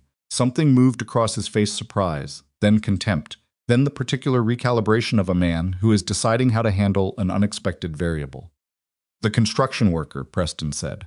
The front door's not accessible, Grant said. You need to get back in the car. Preston tilted his head, studying him. You know what you are? You're a man who made one lucky decision in a park and convinced himself it meant something. His voice was smooth, unhurried, accustomed to making people feel small. You are not a factor in this. The 2 men behind me inside that house are police officers, Grant said. There are 2 more 2 blocks that way. The call was made when the SUV parked. He let that land. The conversation you had with me on Wednesday is on record with the DA's office. Warren Pike has been cooperating since last night. He paused. You drove here yourself. That tells me you know it's finished, and you're not thinking clearly. Something shifted in Preston's face. The smoothness cracked along one edge. You recorded the call, Preston said. Every word. From 2 blocks east, a siren started. Then another. The 2 men who'd gotten out of the SUV looked at each other. The look men exchange when they've calculated the odds, and the odds have moved against them. Preston stood very still. His jaw was tight. He looked at Grant with something that wasn't quite fury and wasn't quite disbelief, but lived in the space between them, the look of a man who has operated his entire life on the certainty that he would find a way out, and is discovering for the first time that there may not be one. You should have taken the money, Preston said. Get on the ground, Grant said. Now, while you still have a choice about it. The sirens were loud now. Red and blue light was coming around the corner from the east. Preston's men were already moving hands up, stepping back from the SUV, not stupid enough to fight the math. Preston watched them. He watched the lights. He stood in the street for another 4 seconds, which was probably the longest 4 seconds of his life, and then he looked at Grant one final time. Whatever he saw in Grant's face, whatever it was that was standing there between him and Natalie's front door, it was not something Preston Whitmore had language for. He put his hands up slowly, and when the first patrol car stopped at the curb, Detective Marquez stepped out of the second 1:30 seconds later, and Grant stepped back and let the process that had been building for weeks finally close around the man who had hired someone to kill a 6-year-old girl and had spent months believing he was untouchable. Grant watched them put the handcuffs on. He stood on the sidewalk in the cold night air, and he breathed in and breathed out, and he looked at Natalie's front door, still closed, still quiet, and he thought about Maisie asleep inside, in a house that was safer right now than it had been in a long time. Pulled out his phone and called Owen. It rang 4 times before Owen picked up with the thick voice of someone hauled out of a dead sleep. Dad? Confusion then sharper. What happened? It's over, Grant said. Go back to sleep. A silence. Owen said. For real. Another silence. He could hear Owen settling back into his pillow. Okay, Owen said. And then, quieter, almost already asleep again. Good. Grant put the phone in his pocket. Across the street, Preston Whitmore was being put into the back of a patrol car. Marquez was talking to the officers who'd come out of Natalie's house. The street had the particular strange calm of a situation that has just ended, that noise and tension and months of accumulation distilled down to a handful of minutes on a quiet residential block in the middle of the night. The front door of the house opened. Natalie stood in the doorway, wearing a coat she'd pulled over whatever she'd been sleeping in, her hair loose, her feet bare on the cold step. She looked at the cars. She looked at the officers. She looked at Grant standing on the sidewalk. He met her eyes across the street. Neither of them said anything. There was nothing to say yet. There would be time for words. There would be months of words, depositions and courtrooms, and conversations that would have to happen before any of this was fully behind them. Plenty of hard left to go. But right now, in this moment, on this street, the thing that had been coming for her daughter was in the back of a police car. And Grant Holloway was standing between it and her door. Natalie pulled her coat tighter and looked at him, and something in her face, something she'd been holding shut for a very long time, finally quietly let go. The days after Preston's arrest had a strange quality to them, not relief exactly, but something like the aftermath of a long storm where you walk outside and the air is different and you keep waiting for the next wave that doesn't come. Grant brought Owen home from the safe house the morning after. Owen walked into the house, dropped his backpack, looked around at everything exactly as he'd left it, and said okay in the tone of someone completing a checklist. Then he asked if they could have pancakes, and Grant made pancakes, and they sat at the kitchen table on a Saturday morning and ate them, and talked about nothing in particular. And Grant kept noticing the ordinary quality of it, the way light came through the kitchen window, the way Owen talked with his mouth slightly too full, the way the house sounded like itself, and he couldn't stop noticing it, which told him something about how tightly he'd been wound for the past several weeks. Natalie called mid-morning. "Maisie wants to know if Owen can come over," she said. Her voice was different, not lighter exactly, but a degree less compressed, like a fist that had been slowly unclenching overnight. "Owen," Grant said. "You want to go to Natalie's?" Owen looked up from his plate. "Is Maisie there?" "That's generally implied." "Yeah," Owen said, obviously. Grant looked at the phone. "He'll be there by noon." Natalie's house was a colonial-style place in Cherry Creek, not ostentatious, but substantial. The kind of house that had been chosen for its yard and its school district, rather than as a display of anything. Grant had been inside it a handful of times by then, enough to know where the kitchen was and that the back hallway had a particular floorboard that made noise at the third step from the landing. Maisie met them at the door before Natalie did. She was wearing paint-stained overalls and holding a marker with the cap still off, which explained the faint blue line on her left forearm that nobody seemed to have addressed yet. "You were gone a long time," she told Owen. 3 days, Owen said. "That's a long time, I know. My dad had stuff going on." Maisie looked at Grant with the direct assessment she'd been applying to him since the hospital room. "Is the bad stuff over?" she asked. Grant crouched down to her level. He'd started doing this not immediately, not the first week, but gradually, the way you shift your habits around someone small who deserves the effort. "Most of it," he said. "There's still some paperwork kind of bad stuff. But the scary kind is done." Maisie nodded, apparently satisfied with this as a category distinction. "Okay," she said, and turned around and walked back inside. Owen followed her automatically, already asking what she was drawing, and the house absorbed both of them the way it always did easily, like they'd been coming in through that door for years. Grant stood up and found Natalie leaning against the door frame, watching him. "Paperwork kind of bad stuff," she said. "Is that not accurate?" "It's extremely accurate, actually." She stepped back to let him in. "I made coffee. Fair warning, it's not as bad as it used to be. I've been practicing." He followed her into the kitchen. She'd been practicing the coffee was better, not a lot better, but noticeably, which he found for some reason quietly endearing.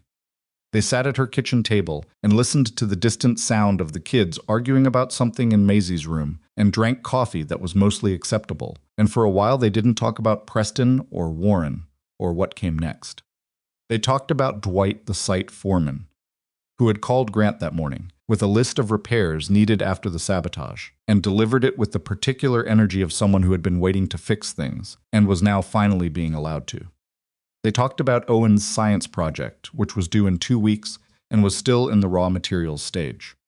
They talked about a restaurant downtown that Natalie said had the best banh mi in Colorado, which Grant doubted, and she said he was wrong about, and they agreed to settle it by actually going, which was how most of their disagreements ended.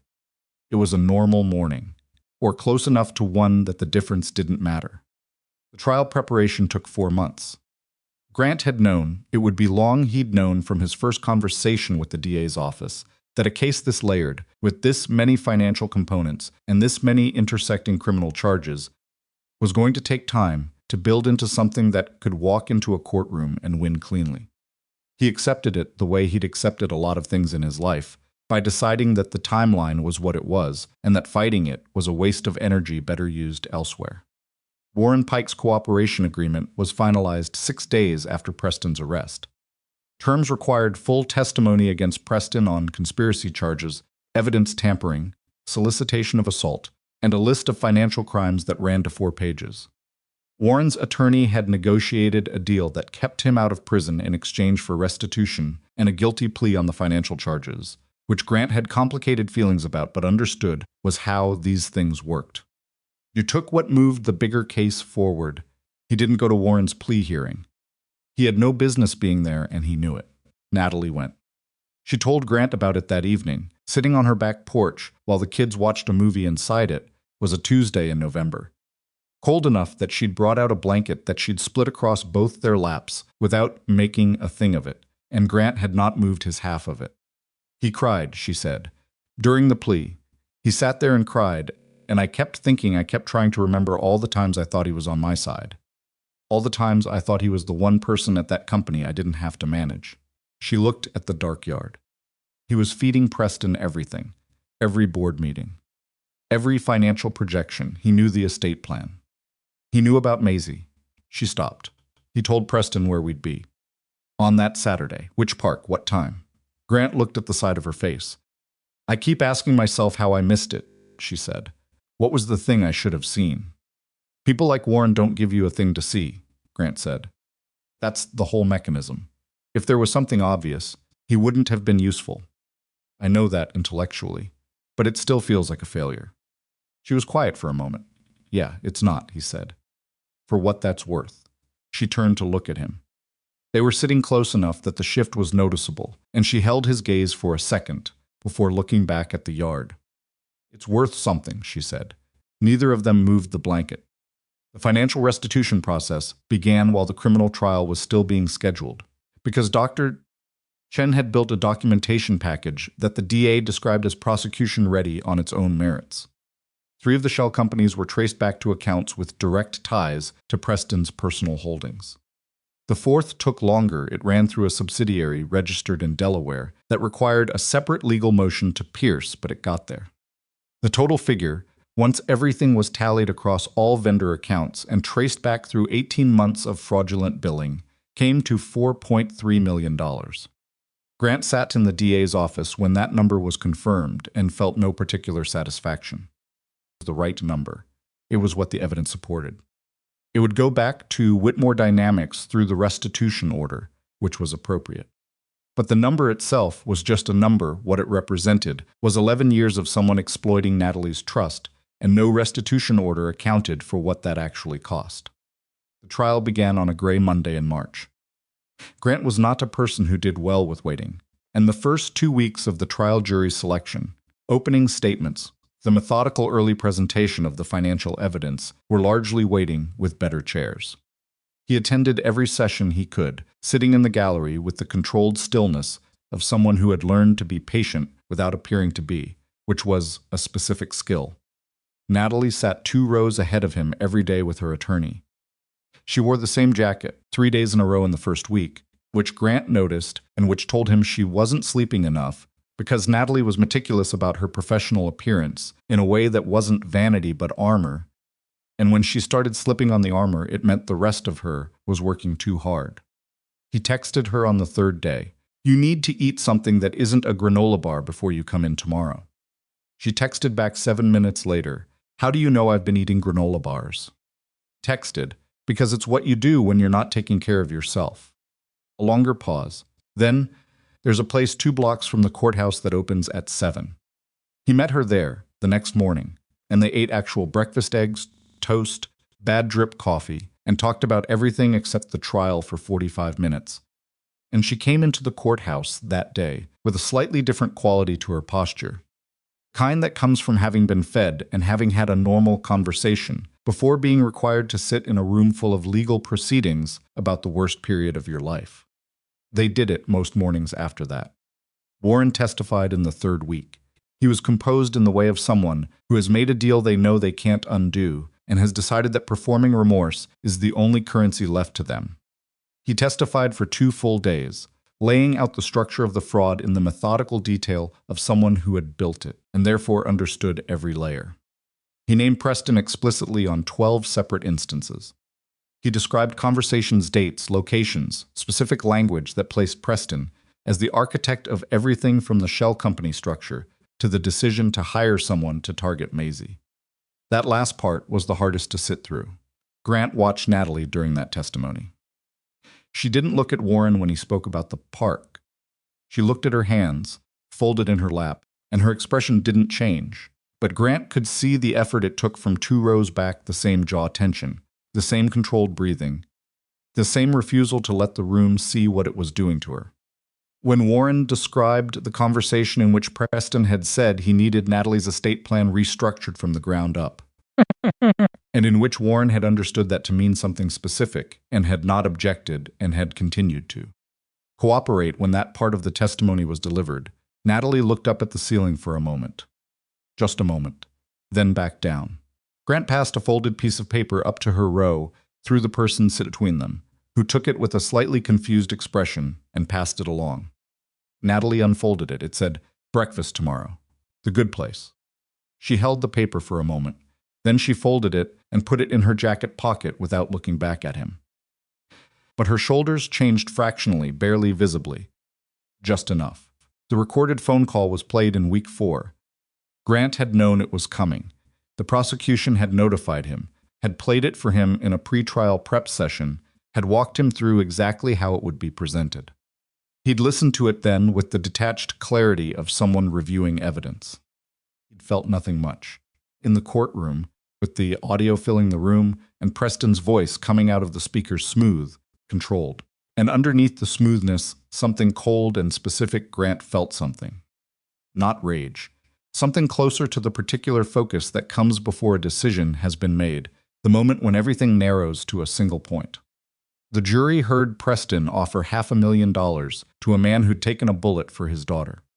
Then they heard him say, "The next conversation won't be between you and me." Courtroom was quiet in a specific way during that playback, not silent, but the kind of quiet where the sound of the air system feels loud, where everyone has stopped shifting in their seats. Grant watched the jurors. He'd gotten good at reading people, and he was reading them now, the woman in the second row whose expression had moved from careful neutrality to something tighter. The retired man on the end whose jaw had set. The young woman near the front who had been taking the most notes of anyone, and who stopped taking notes entirely during the playback and just listened. Take that, jury. After the recording, the prosecution rested. Preston's defense was 3 days long and convinced no one. Grant could see it in the room the way the defense attorney's arguments, which were carefully constructed and professionally delivered, met the specific kind of resistance that comes not from counter-argument, but from the jury already having made up its mind about the character of the man on trial. The financial records were what they were. The recording was what it was. Warren's testimony was extensive and specific and had been corroborated at 12 separate points by independent evidence.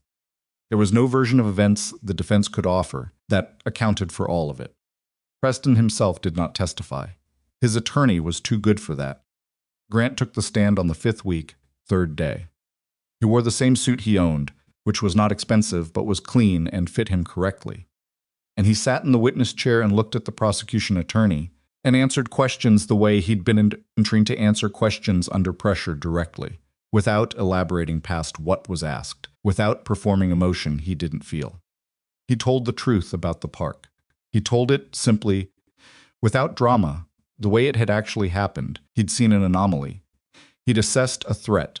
He'd moved to intercept it. The prosecution attorney asked him why he'd intervened rather than calling for help. Grant explained briefly the physics of it. There wasn't time for an alternative. The attorney asked if he'd been afraid. Grant thought about it for a genuine moment. I was focused, he said. Fear and focus aren't always compatible.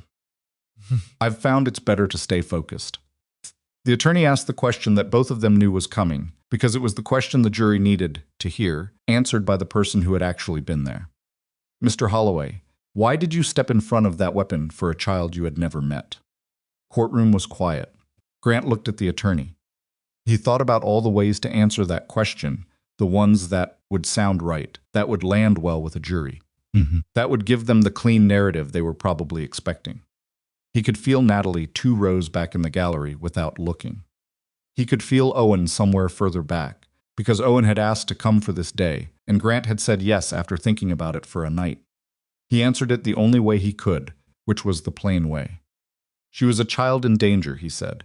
I was close enough to help. Those 2 things together don't really leave room for a third option. He paused. At least not for me. The defense attorney's cross-examination lasted 18 minutes and produced nothing useful for the defense.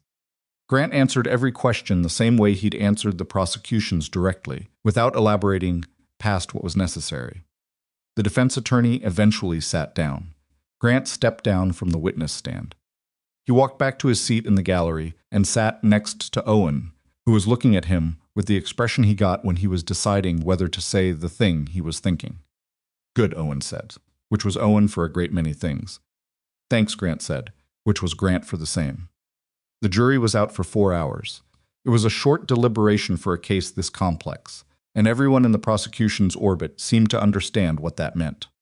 Grant spent those 4 hours in the courthouse cafeteria drinking coffee that was worse than Natalie's used to be, which was saying something, and he sat across from Natalie and they talked about the Aurora facility project, which had come back online in February, the structural repairs completed, Dwight running the site with the particular energy of someone who'd had a problem and solved it, and about Owen's science project, which had finally been completed and had received a B+, and about Maisie's recent declaration that she intended to be a paleontologist, which had sent Owen into an extended consultation about whether that was better or worse than his current aspiration of something with the environment. Conversation kept finding its footing in ordinary things, which was not avoidance.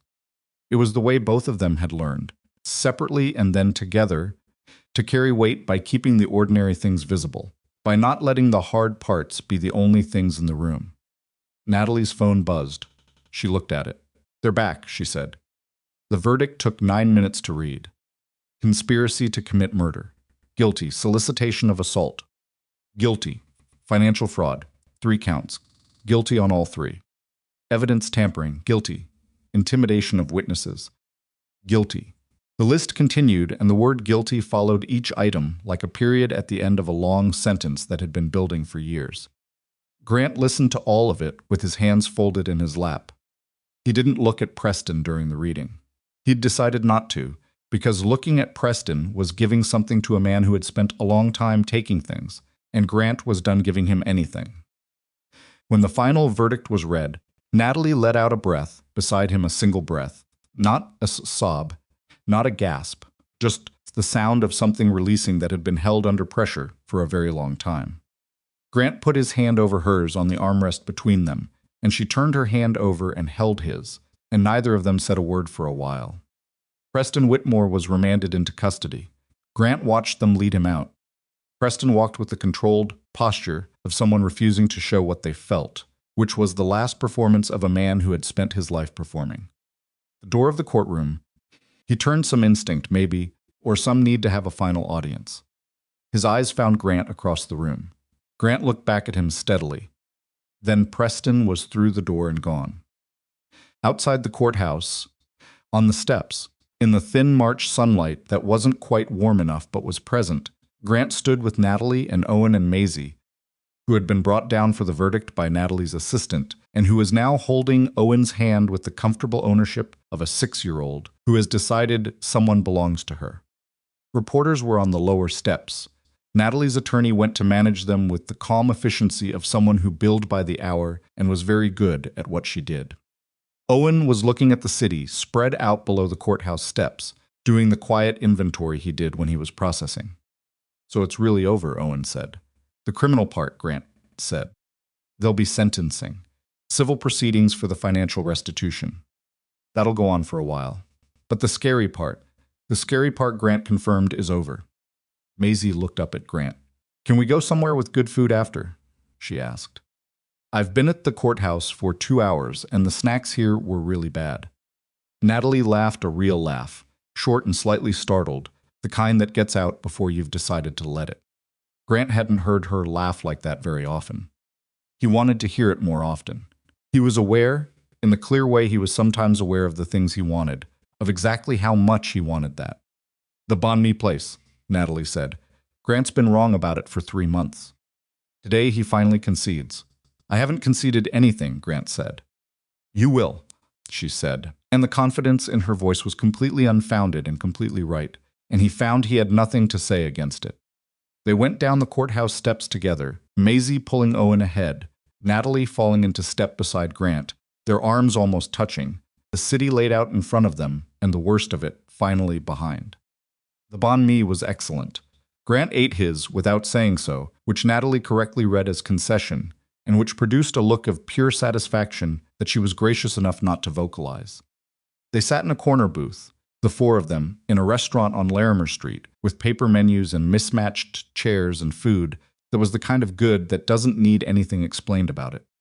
Maisie ate half her sandwich and then reached across the table and took the other half of Owen's, which Owen allowed with the resigned tolerance of someone who had learned that resistance was not worth the argument. Grant ordered a second coffee. Natalie stole the last of it without asking. He noticed, sitting in that corner booth with afternoon light coming through the window, and Owen explaining to Maisie why the Cretaceous period was more interesting than the Jurassic, despite the marketing. He noticed the quality of the noise. How it sounded. The particular layered texture of 2 kids talking over each other and 2 adults in the warm, easy proximity of people who no longer need to decide whether they trust each other. He noticed it, and he let himself have it, which was not something he'd been particularly good at for a long time. After lunch, they walked.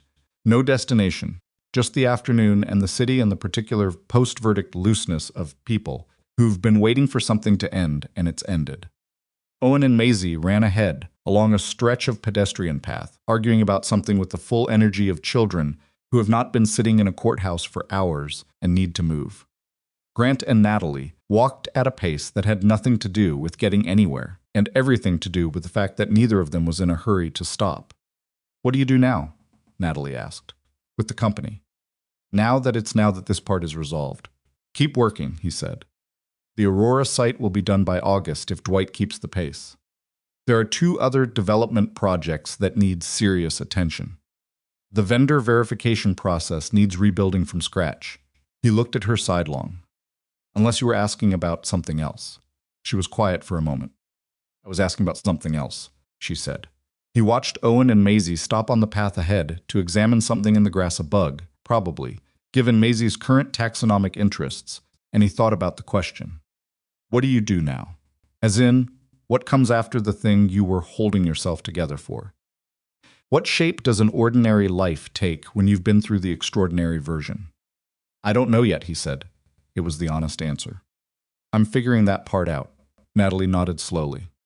She looked at her daughter, crouching in the grass ahead of them, at Owen, bending down beside her to look at whatever she'd found, and something in her face was open in a way it hadn't been. For most of the time, Grant had known her not guarded, not managing, just present. Me too, she said. They kept walking. The afternoon light came down through the trees along the path, uneven and real, and the kids were laughing about something in the grass. And the city moved around them the way cities do, indifferent and ongoing. And Grant walked beside Natalie Whitmore in the ordinary sunlight of a Thursday in March and felt, with the specific clarity of someone who has been without something long enough to recognize it when it comes back, that this was what the rest of it was supposed to look like. Not perfect, not resolved, not the end of hard things. There was more hard ahead. There was always more hard ahead, and both of them knew it. But this, the afternoon, the kids in the grass, the city. The woman walking beside him who had rebuilt herself from things that should have broken her and was still walking. He didn't say any of that. He just walked beside her, and the path went on ahead of them, and the light was good. And that was enough for today. Spring came to Denver the way it always did, unreliably, in fits, with cold snaps that lasted 3 days after you'd already put your winter coat away, and warm stretches that disappeared before you could count on them.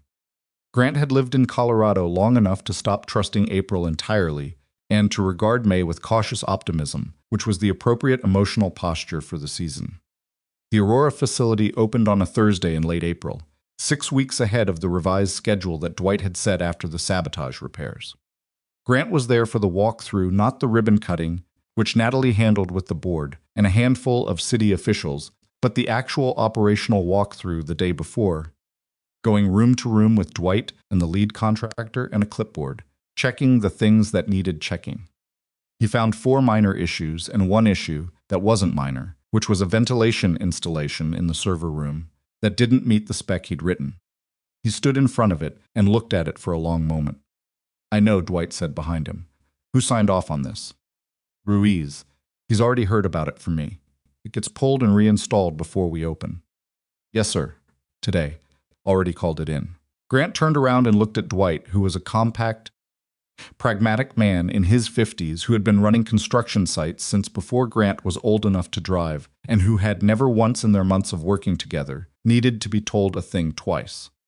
Grant had come to appreciate this about him, the way you appreciate things that make your life measurably simpler. "Good," Grant said, and moved to the next room. The facility opened on schedule. Natalie sent him a text that evening with a photograph of the ribbon cutting. She was standing in the center of the frame with the scissors, and a look on her face that was professional and composed, and also clearly satisfied in the specific way of someone who has watched something difficult finally work. He texted back, "Ventilation in server room reinstalled and certified." She replied, "I know. Dwight told me. You made him redo it in 4 hours." He replied, "It wasn't to spec." She replied, "I know. Why I'm telling you." He put his phone in his pocket and finished his coffee and looked at the finished building from the parking lot in the early evening light, and he allowed himself briefly the quiet satisfaction of something done correctly. He didn't let himself have it for long. There were 2 other projects active and a third moving into design phase, but he had it for a moment, which was enough. Owen's science project, the one that had been completed at the last possible moment and received a B+, turned out to have been about ecosystems specifically, how a single introduced element could alter the function of an entire established system without the system initially recognizing the change was happening. Grant learned this because Maisie asked Owen to explain it to her on a Saturday in May, while the 4 of them were eating lunch in Natalie's kitchen, and Owen explained it with the slightly self-important thoroughness of someone who has recently become an expert on something. "So one thing comes in," Maisie said, "and then everything is different." "Not right away," Owen said. "The system adjusts, tries to absorb it. But eventually it's changed the whole thing." Maisie thought about this. "Is that bad?" Owen considered it. "Depends on what came in, I guess." Maisie looked at Grant, then at her mother, then back at Owen. "Oh," she said, as though this explained something she'd already been thinking about, and went back to her sandwich. Grant looked at Natalie across the table. Natalie was looking at her plate with the expression she got when she was trying not to smile at something she felt she shouldn't have found funny. "She's 6, Grant said quietly. "She reads a lot," Natalie said. The sentencing hearing for Preston Whitmore was held on a Wednesday in early May. Grant and Natalie sat together in the gallery for this one, not 2 rows apart. The shift had happened gradually over the months between the verdict and the sentencing, the breakfast meetings that had become a habit, the Saturday lunches that included both kids as a matter of course, the phone calls in the evenings that started with the company or the kids and ended somewhere else entirely, ranging across whatever came up, lasting longer than either of them planned. The distance between 2 rows of courthouse seating was one of many distances that had quietly closed. The judge sentenced Preston to 19 years on the conspiracy and solicitation charges, with additional concurrent time on the financial fraud convictions. The civil restitution order, already in process through a separate proceeding, would claw back the full $4.3 million through the liquidation of assets held in his name and through the various holding entities that Dr. Chen's forensic work had mapped. 19 years. Grant sat with that number. Preston was 51 years old, which meant he would be 70 before he was eligible for parole consideration. Assuming behavior, which was not something anyone who'd spent time with Preston Whitmore would assume with confidence. He thought about Maisie at 6 in her yellow jacket and her frog boots, crouching at the foot of a climbing structure with a stick, completely unaware that a man in a heavy jacket had entered the park specifically to end her life. He thought about how thin the margin had been 3 seconds, maybe 4, and the morning turns into something else entirely. And he's not in Natalie's hospital room that night, and the two kids never sort dinosaurs together on a bedroom floor, and none of the rest of it happens. 3 or 4 seconds. The whole architecture of what followed balanced on that. He'd spent a lot of years believing that the things you lost stayed lost. That was the lesson he'd taken from losing Dana, that absence was permanent, that the spaces left by people and possibilities didn't fill, they just became something you learned to navigate around.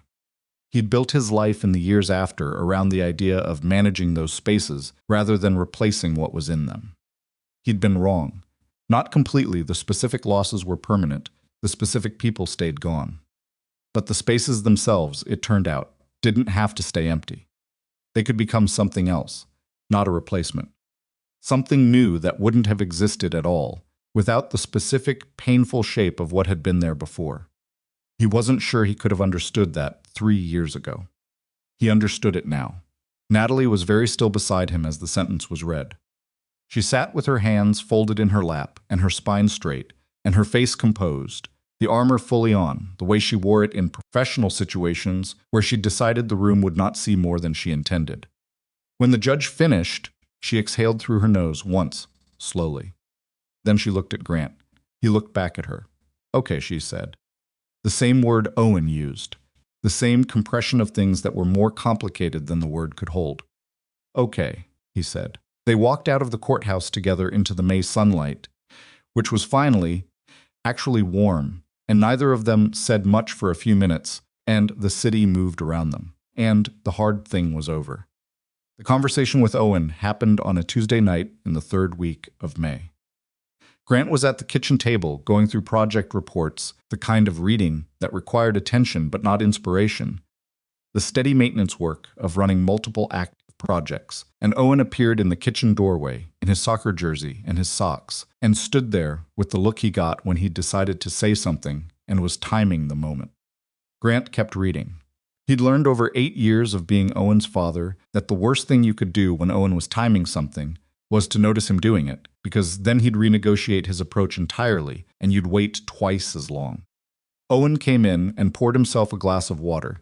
He sat down at the other side of the table and drank it and looked at the table. "You and Natalie," Owen said. Grant looked up. "Yeah? Are you going to do something about it, or are you just going to keep acting like you're not?" Grant looked at his son. Owen met his gaze with the even, unflappable patience of a child who has decided to have this conversation and is prepared to have it on his own terms regardless of how long it takes. "What exactly do you think you know about it?" Grant asked. "I'm 8, not 5, Owen said. "I can see when 2 adults like each other." "So can Maisie. We've been waiting for you 2 to catch up for months." He drank more water. "It's been months, Dad." Grant put down his pen. "It's not that simple," Grant said. "I know it's not simple," Owen said. "I didn't say simple.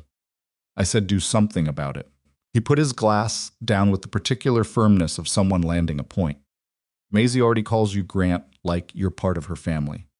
You know that, right? She doesn't do that with other people." Grant did know that.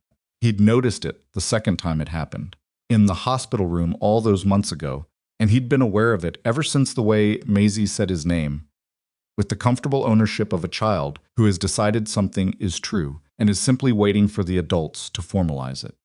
"What are you asking me to do?" Grant said.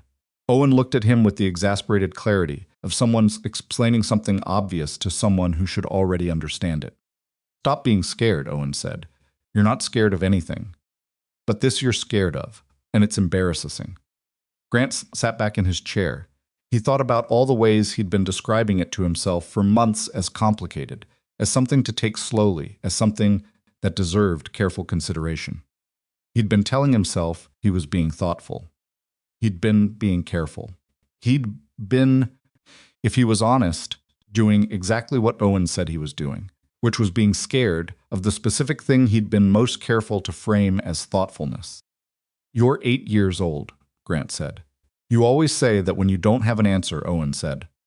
Grant picked up his pen, put it down again. "Go to bed," he said. Owen stood up with the dignified composure of someone who has said what needed saying and is content to let it work. "Think about it," Owen said, and left the kitchen. Grant sat at the kitchen table for a while after that. The project reports stayed where he'd left them. He didn't read them. He took Natalie to the banh mi place on a Friday evening, just the two of them, which they'd done occasionally by then. The way two people sometimes need the room to talk without managing what four people require. They sat in the corner booth that had started to feel like theirs by repetition and ate and talked about the third development project, which had moved into design phase and which Grant had concerns about in terms of the timeline. After the food was done and the coffee was in front of them, there was a pause in the conversation that had a different quality to it than the ordinary pauses. Natalie noticed it too. He could tell by the slight shift in how she was sitting, the way she set her coffee down and looked at him with the clear, direct attention she gave to things she'd decided to pay attention to. "Can I say something?" Grant said. "You always can." He looked at the coffee cup in front of him. He thought about Owen's voice. Stop being scared. He thought about the margin of 3 or 4 seconds in a park on a Saturday morning, and how that margin had given him the booth, the coffee, the woman across the table, and how he'd been treating it since then with the same protective care you give something fragile, when what it actually needed was to be lived in. "I'm not good at this," he said. "I want to be accurate about that up front. I'm not practiced at saying this kind of thing. I left a lot of myself closed off for a long time, because it felt like the appropriate response to what happened. And somewhere along the way, I think I convinced myself that keeping it closed was a form of loyalty, which I understand now is not what loyalty means." He stopped. Dana would have told me I was being an idiot. She was direct like that. Natalie was very still. "I love you," Grant said. "I'm not saying it because of what you've been through or what I've been through, or because we've been through something together.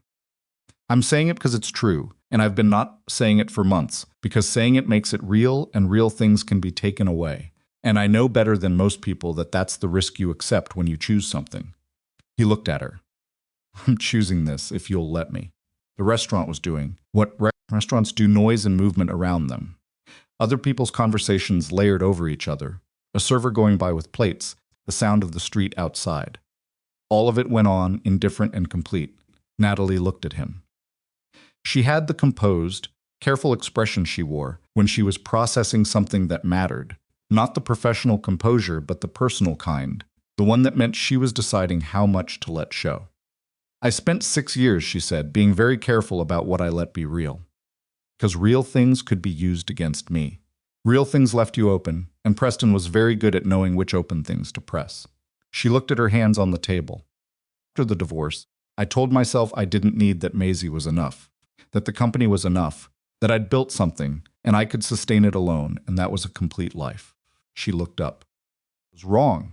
I figured that out somewhere around the time you found the shell companies and didn't make it about yourself." A pause. "Or maybe before that. Maybe when you made that note at the courthouse.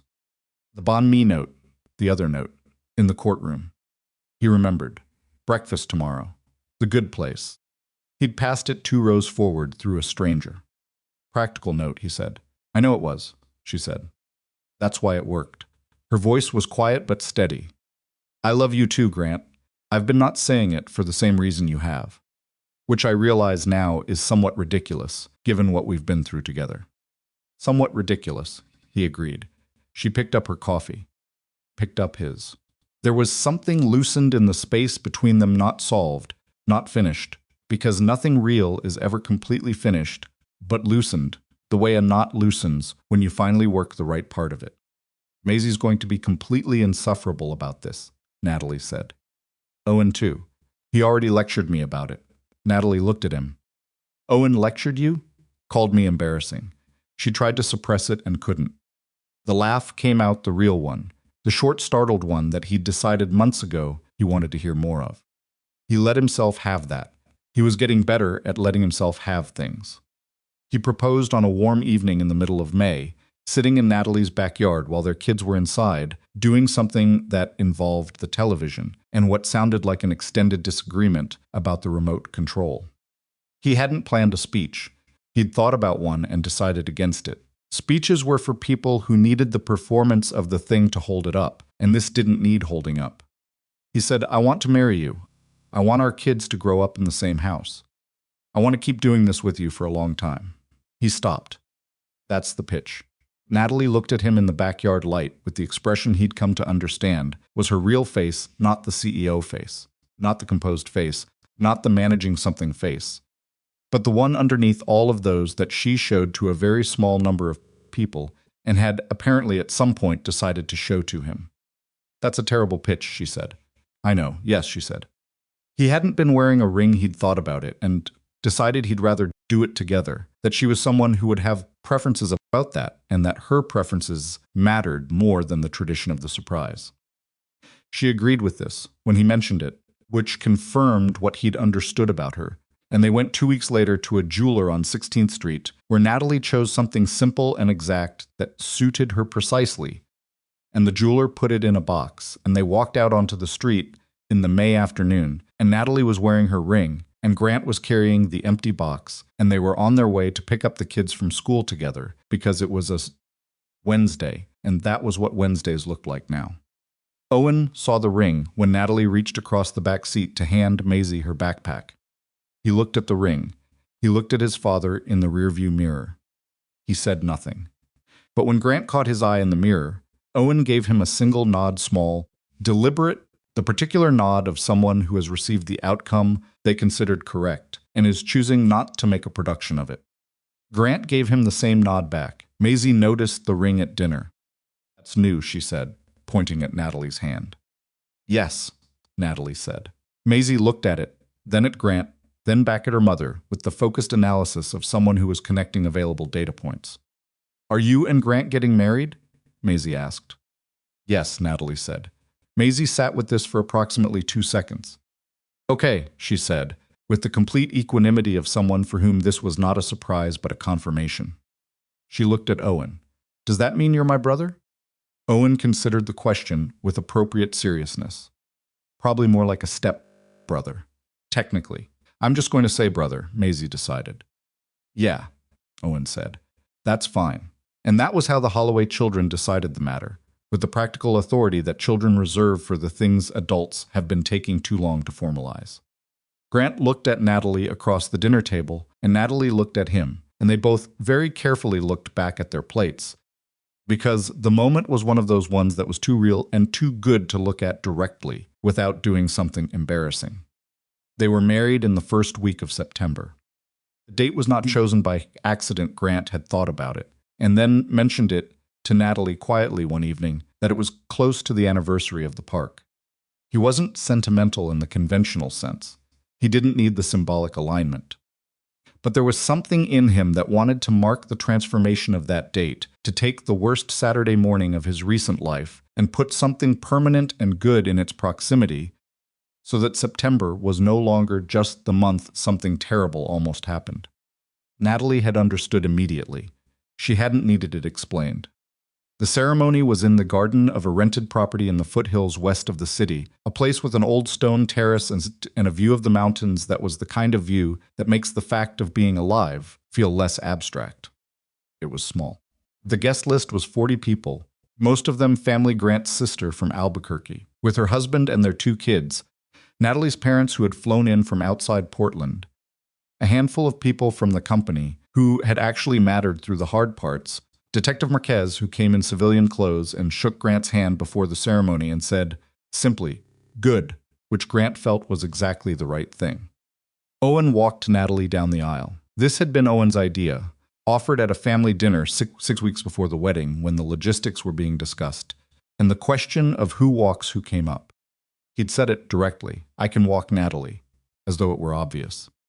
As though the possibility that someone else might do it had not seriously occurred to him.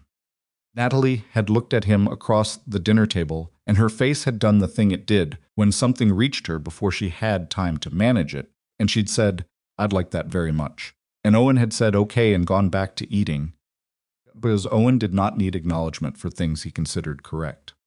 Walking down a garden path between stone walls in early September, with Owen beside her in a jacket he'd complained about all morning and had put on without further argument, Natalie looked up at Grant, standing at the end of the path with the mountains behind him, and the specific expression on his face that she had come to understand meant he was feeling something large and was holding it correctly. She walked toward him on the arm of his son. Maisie stood at the front beside Grant, in a dress she had chosen herself pale yellow, because yellow was the right color, and she had opinions about this. And when Natalie reached the end of the path, Maisie took her hand with the natural authority of a child who has already decided where she belongs. The ceremony was short. Grant was not a person who needed long ceremonies. He had written what he wanted to say and had practiced it twice and knew it was not eloquent, which was fine, because he was not an eloquent man, and the attempt at eloquence would have been less true than the plainness. He said, "I know what I was before all this. I know what I'd closed off and why and how long I'd been doing it. I'm not going to tell you that's over, because I'll probably go quiet when I should talk, and I'll probably be too much in my head at the wrong times, and you'll probably have to tell me when I'm doing it because I won't always notice." He looked at her. "But I'm in this completely, that I can promise you. Everything I have, I'm in." Natalie's vows were somewhat more composed than his, because she was better with words under pressure, but in the middle of them, her voice caught once, just once, briefly on the line where she said, "I spent a long time not trusting that things could be good," and she stopped for half a second and reset, and Grant watched her do it, and he loved her for the imperfection of it, for the visible effort, for the fact that she was standing there in front of 40 people and letting it be hard in front of them, which was not a thing Natalie Whitmore did easily. When it was done and they were facing each other with the mountains and the September sky behind them, Owen was standing at Grant's left side, and Maisie was standing at Natalie's right, and the four of them were together in the garden, with the light coming down through the early afternoon. And for a moment Grant looked at all of it, at Natalie's face, at his son beside him, the small girl in the yellow dress, who had looked up at him in a hospital room once and said, "I remember your eyes," and he had no words for it, which was all right, because there are some things that exist prior to language and don't need it. The months after the wedding were not without their difficulties, because that is not how life works, and Grant would have been suspicious of a version that was. The four of them living together in a house that had been expanded. They'd found a place in Washington Park that summer, a house with enough room, and a backyard Maisie had immediately claimed, and a garage Grant had immediately claimed, and a kitchen large enough that two people could cook in it without negotiating every 6 minutes, which turned out to matter more than he'd expected the four of them. In that house went through the ordinary adjustment period of people becoming a household. There were arguments about bathroom schedules and who had used the last of the good coffee, and whether the rule about shoes at the door applied to the back door as well as the front. And there were evenings that were too loud and mornings that were too slow in a week in October, when Owen and Maisie had a falling out over something Grant never fully understood and didn't try to adjudicate, which he let resolve on its own in about 4 days, which it did.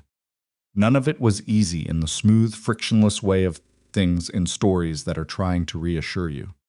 It was easy the way real things are easy, punctuated by the difficult, held together by something stronger than the difficulty. Grant ran the facility's operations at Whitmore Dynamics through the following year with the same methods he'd brought to it from the beginning: steady, careful, unimpressed by the parts of corporate culture that valued the appearance of work over the quality of it, demanding of the people who worked for him in the specific way that produces loyalty rather than resentment, because the demand is consistent and the standard is clear, and it applies to himself first. The construction division became, in Natalie's words at the annual board presentation, the most operationally sound part of the company. She said it without looking at Grant, who was sitting in the back of the room, because she was professional about these things. He didn't need her to look at him. He told her later, over dinner, that she'd buried the lead in the presentation. She told him the lead was the financial projections for the coming year. He told her the financial projections were contingent on the operational improvements. She told him he was being difficult. He told her she could add that to the list. She told him the list was already long enough and passed him the serving dish, and that was the end of the disagreement. Preston's civil proceedings concluded in the following spring, with the restitution order enforced through the liquidation of the holding entities and the seizure of assets. Natalie received a briefing from her attorney, read it, filed it, and did not mention it to Grant until he asked. When he asked, she said the number matched what they'd expected, and that she'd directed the recovered funds to a foundation she was setting up in Maisie's name, a fund focused on child safety advocacy and legal protection for at-risk children in custody disputes. Grant looked at her when she told him that. It was Maisie's money, in a sense, Natalie said. She should have some say in what it becomes. Maisie, when told at an age-appropriate level that a fund was being set up in her name to help other children, said, "Can I pick what it's called?" She could. She picked the Yellow Jacket Fund because she had been wearing her yellow jacket that day in the park, and she remembered, and she was a child who paid attention to the things that mattered to her. The name was registered officially in June of the following year. Owen turned 9 in October of the year after the wedding, and Maisie turned 7 in February, and the two of them moved through the world with the specific ease of siblings who hadn't been born into it but had chosen it, which Grant had come to believe was maybe a more solid foundation than the other kind. They argued the way siblings argue, with the full security of people who know the argument won't end the thing, and they protect each other with the reflexive loyalty of people who have decided that each other's well-being is their business. At Owen's 9th birthday party, Maisie gave him a book about the Triassic period, the geological era before both the Jurassic and the Cretaceous, with a note on the inside cover, in her careful 7-year-old handwriting, "For your favorites so you can understand them better." From Maisie.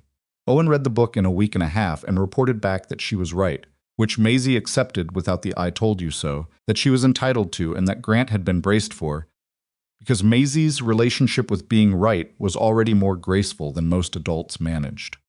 Grant found the book on Owen's shelf 6 months later, still there, next to the Triceratops that had lived in that spot since Owen was 4. He stood in Owen's doorway looking at it for a moment, the book, the plastic dinosaur, the accumulated evidence of a kid who had grown up in a hard situation and had come out of it with his capacity for attachment intact, which was not guaranteed and was not nothing. He thought about who he'd been 9 years ago, in the years after the Navy and the early years after losing Dana, doing the work of raising Owen with the grim, dedicated competence of someone who has decided that doing it right is the only thing that matters, even if you can't feel it right. He thought about the particular loneliness of that period, not the dramatic loneliness of someone in crisis, but the dull, sustained loneliness of a person who has closed himself off and then adapted to the closure so thoroughly that he'd stopped noticing the adaptation. He thought about a Saturday morning in a crowded park, and a man in a heavy jacket, and the 3 or 4 seconds between one life and another. He'd been asked in the courtroom why he'd done it. He'd given the plain answer, which was the true one. She was a child in danger. He was close enough to help. There was no third option. That was all accurate. But standing in his son's doorway looking at a book about the Triassic period, he understood something else about it too, something he hadn't had language for at the time and was only now finding words for. The instinct to protect a child in danger is not something you choose. It lives in a place before choice. But the willingness to stay afterward, to follow the thread from that moment in the park to the hospital, to the company, to the courtroom, to the garden in September, that was choice. That was a long sequence of choices that could have gone differently at any point if he'd been someone who turned away when the path got complicated. He'd been someone who didn't turn away. He hadn't always known that about himself. He knew it now. There are people who go through the extreme version of something and come out of it, believing the lesson is self-sufficiency, that the world is dangerous, and the only reliable protection is needing nobody. Grant had believed that for a while, in the years after the military and after Dana. He'd built a version of himself around it. He'd been wrong. Not about the danger, the world was dangerous. He'd always known that, and the park had confirmed it in the most direct possible way. But the response to danger is not isolation. The response to danger is exactly what had happened in that park. You move toward the person who needs help, and then you stay.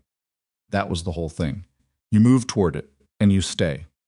On a Thursday evening in June, almost 2 years after the September in the park, Grant came home from the Aurora site, still running.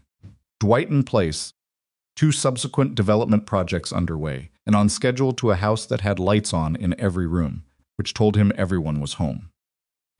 He came through the back door, which was louder than the front because of the particular way the screen door caught, and the noise of the house closed around him, Maisie's voice from somewhere upstairs, the television going in the family room, the smell of something Natalie was cooking that had garlic in it and was probably going to be good because she'd been getting better in the kitchen in the specific way of someone who has decided to take something seriously and has the determination to back that up. Owen was at the kitchen table doing homework and looked up when Grant came in. "The garlic thing is dinner," Owen said. "She says 20 minutes. "What is it?" She said pasta. I said, "What kind?" She said good pasta, which isn't an answer. Grant washed his hands at the sink. From upstairs came Maisie's voice saying something to which there was no audible reply, which meant she was talking to herself or to the cat they had acquired 4 months ago after an extended campaign by both children that Grant and Natalie had resisted on the grounds of practicality and had eventually lost on the grounds of being outvoted. Cat was named Stegosaurus, which had been a compromise between Maisie's first suggestion, Stegosaurus, and Owen's first suggestion, something from the Triassic that Grant could never remember. And the cat was indifferent to the name and to most things, which was appropriate for a cat. Natalie appeared from the hallway with a dish towel over her shoulder, and her hair in the loose state it got to by the end of a Thursday, which was one of the versions of her that Grant liked best, because it was the one that required nothing from the world and nothing from herself except to be in the house with the people in it. "How is Aurora?" she asked. "Good. The second phase is ahead of the framing schedule. Dwight thinks he can pull in the timeline by another week. Tell him not to sacrifice the inspection margins." I told him that this morning. "Good." She went back to the stove and stirred something. 20 minutes, Owen told me. Owen has a very developed sense of dinner timing. Grant sat at the kitchen table across from Owen, who had returned to his homework with the focused energy of someone getting it done before food arrived. The house moved around them, Maisie's footsteps overhead, the cat appearing at the kitchen doorway, and then reconsidering and leaving, the sounds of a Thursday evening in a house where people lived. Grant looked at his wife at the stove. He looked at his son across the table. He listened to his daughter overhead. He thought about the morning in the park, the way he always thought about it occasionally, not with dread anymore, but with the particular clarity of something that had changed the shape of your life in a direction you couldn't have mapped from where you'd been standing. He thought about the specific terror of Owen's voice calling his name across the playground, and the way Maisie had looked at him from underneath his arm, and the thing he'd said to her then, "You're okay." He had meant it as reassurance. He'd had no way of knowing, in that moment, that he was also saying it to himself, to the version of himself that had been living carefully inside a closed-off life, surviving well and feeling very little. "You're okay," as in you can come back from this, as in there's something on the other side of the worst thing, as in stay. He'd stayed.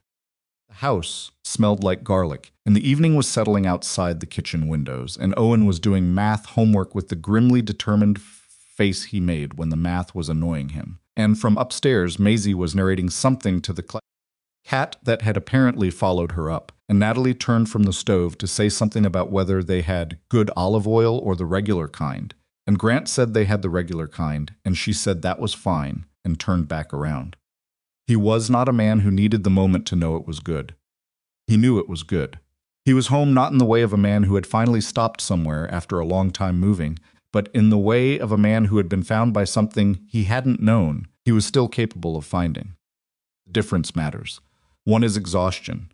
The other is arrival. Grant Holloway had not been merely surviving for a long time now. He was living in the full sense of the word with all the noise and friction and imperfection and love that the word actually contains, and he had no intention of treating that lightly, not for a single ordinary Thursday evening of it.